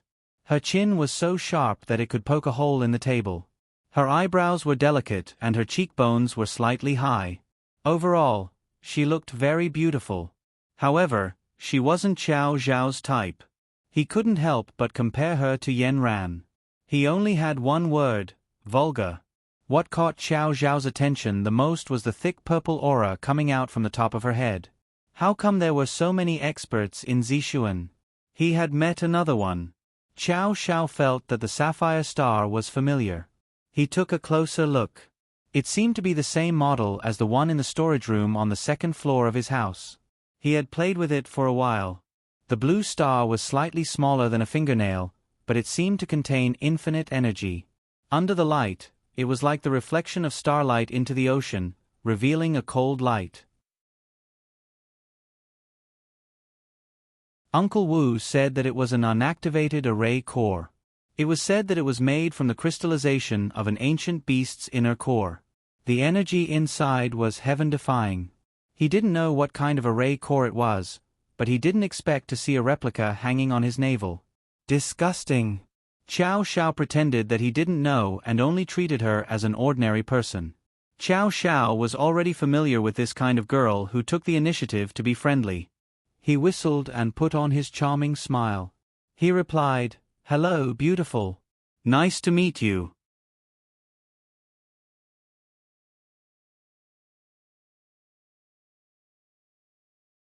Chapter 118. Handsome, let's add each other on WeChat. Yi Xuanfei posed in what she thought was the most charming pose. She had one hand in front of her chest and the other bent. In her slender hand was a very beautiful phone. Qiao Xiao wouldn't reject the idea of increasing his spiritual power. Although he felt that this girl was a little too proactive and the possessive look in her eyes made him uncomfortable, it was still within his acceptable range. It was better for him to stay away from a master like Zixuan. After adding each other on WeChat, he said politely to Yi Xuanfei, "I'm going to do my makeup first. See you at the competition." Yi Xuanfei looked at Xiao Zhao's back view and felt that he was handsome no matter how she looked at him. This person was simply on her aesthetic level. When he smiled just now, it was as if the sky had cleared up. When his deep eyes looked at her, she couldn't help but be attracted and wanted to sink into them. His eyelashes were like small fans, thick and curly. They drew a shadow under his eyes with every blink, and every blink pierced into her heart. "Xiao Qing, I want all the information about this boy. Send it to my phone within an hour." Yi Xuanfei looked at Xiao Xiao, who was walking away, her eyes filled with determination. Yi Xiaoqing, the girl beside her, saw Yi Xuanfei so serious, and even obsessed for the first time. She knew that Yi Xuanfei had taken a liking to this boy. In the past, it was always boys who surrounded her. This time, the feng shui had changed. Xiao Zhao's information wasn't difficult to find. It was sent to Yi Xuanfei's phone very quickly. As expected, Nanchuan High School's most handsome boy, ranked second in the cohort, and was the champion of the Information Science Olympiad. Such a person should be so outstanding. After reading it, Yi Xuanfei asked coldly, "Why aren't there any photos? I thought you only wanted information." Yi Xiaoqing shrunk her neck and replied. Yi Xuanfei immediately frowned and said coldly, "Send all the photos you can find to my phone." "Yes." Yi Xuanfei received all of Xiao Zhao's photos.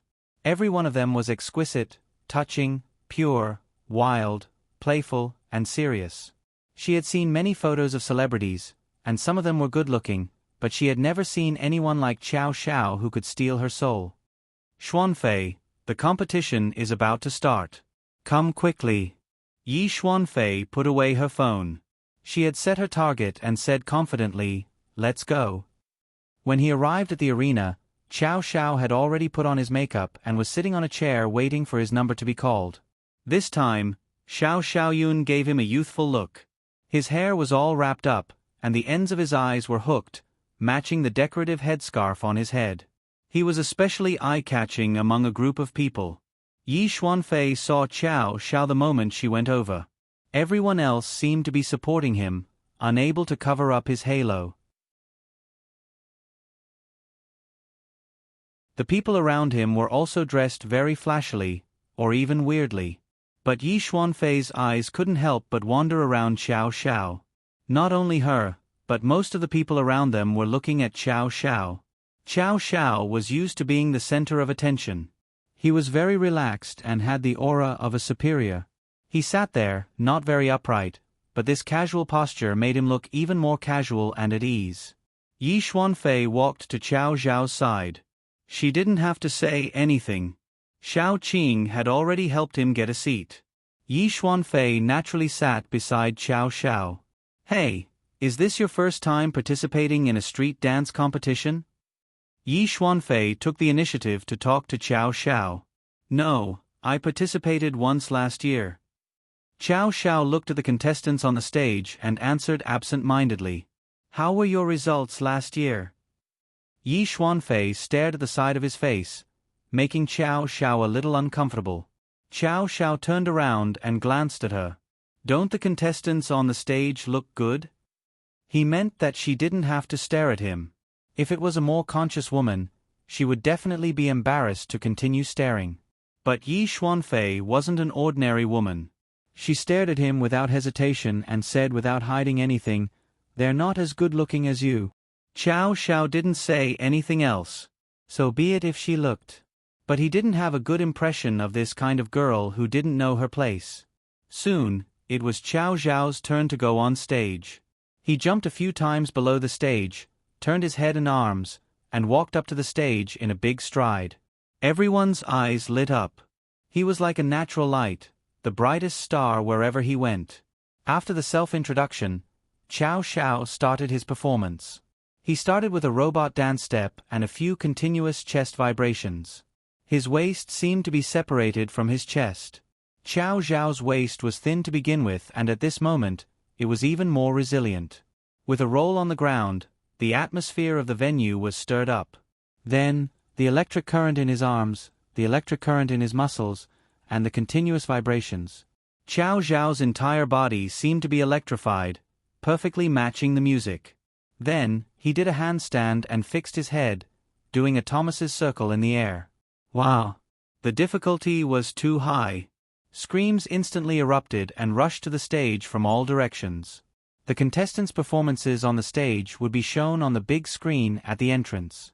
At this moment, many people quickly gathered in front of the big screen, attracted by Qiao Zhao's dance. Qiao Zhao's every movement was very precise, full of strength, and looked very good. Cool, crazy, and awesome. This was the most commented sentence on the bullet screen. After this burst of energy, Qiao Zhao slowed down and switched to slow motion. He did a body separation, followed by a 9-eye dance step, and began to perform a pantomime. It was as if he had a gun in his hand and was shooting at the people around him. Every time he struck, he froze on the spot as if he had been shot. After the pantomime ended, he quickly did a round of kicks, a Harlem shake, a body separation, and an electric current flowing through his arms. Finally, he ended his tens of seconds of performance with a difficult head freeze. Qiao Zhao's performance was perfect. There were no mistakes, and the difficulty was high. The key was to give the audience a big surprise. Who is this? I've never heard of him before. This is a dark horse this year. His body control, strength, and control of the performance are all beyond imagination. I know him. He fought with Jason last year and was eliminated because of a mistake. I saw his video at the entrance just now. This year seems to be more awesome than last year. Then, someone started to raise their right arm and shout, "Advance! Advance! Advance!" They kept shouting. The judges were all smiling. Everyone gave Qiao Zhao a direct advance. Qiao Zhao had expected this. This was just the preliminaries. He was aiming for the championship. After he got off the stage, the audience congratulated him and praised him. Qiao Zhao was in a good mood. Even his smile towards Yi Xuanfei increased. Yi Xuanfei was surprised. He was indeed the person she liked. No wonder he dared to speak so arrogantly. With Qiao Zhao's ability, he would definitely be the champion this year.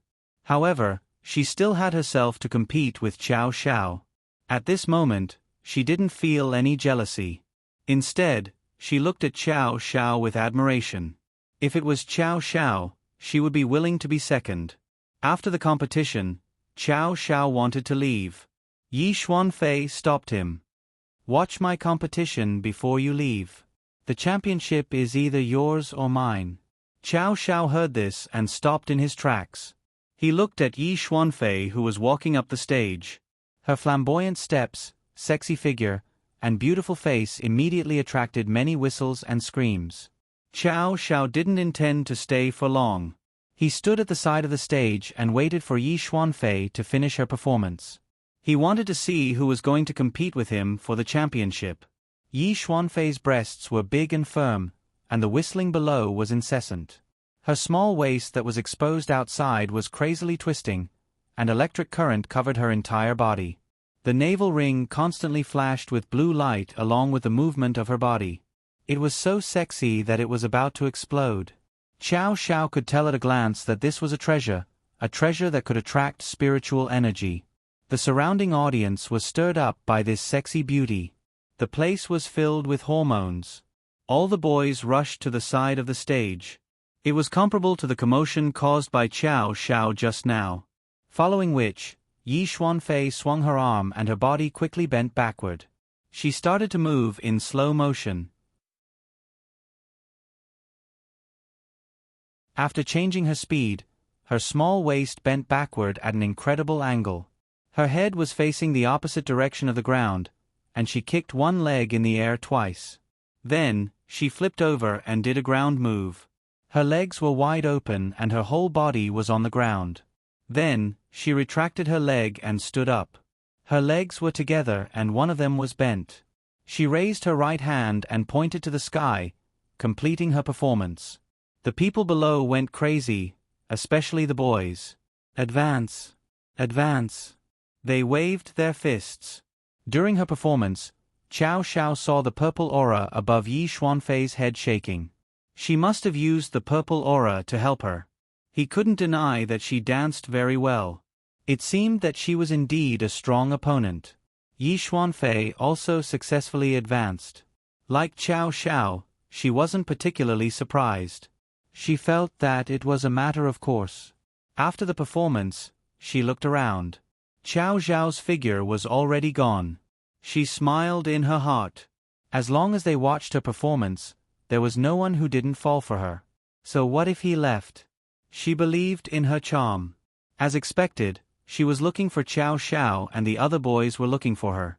A group of people came up to her, wanting to add her on WeChat and fighting to talk to her. Looking at these average-looking, or even ugly boys, Yi Xuanfei felt nauseous. Xiao Xiao was still the most pleasing to the eye. After eating a sumptuous meal, would there still be a place for porridge and side dishes? What a joke! She waved her hand to the back, indicating for Yi Xiaoqing and the rest to deal with it. Then, she walked away suavely, swaying her waist. Yi Xuanfei was thinking about Xiao Xiao, but Xiao Xiao was thinking about reporting his good results to Yan Ran as soon as possible. After getting into the car, he sent a message to Yan Ran. I advanced. Then, he sent a photo of himself. His facial features in the photo were especially deep and three-dimensional. Under Xiao Xiaoyan's description, he had put on deep eyeshadow and black and purple lip gloss. No wonder so many girls were screaming crazily at the scene. He was just like a night elf. This was taken for him by Xiao Xiaoyun today. He was a little regretful that he forgot to bring his personal photographer along. But Juqi was about to take the college entrance examination. It was better to let her study hard. He had a good foundation and looked good in any photo. You're tuning in to the Narrate and Escape YouTube channel. Don't forget to subscribe and join us on this journey to catch the most captivating stories.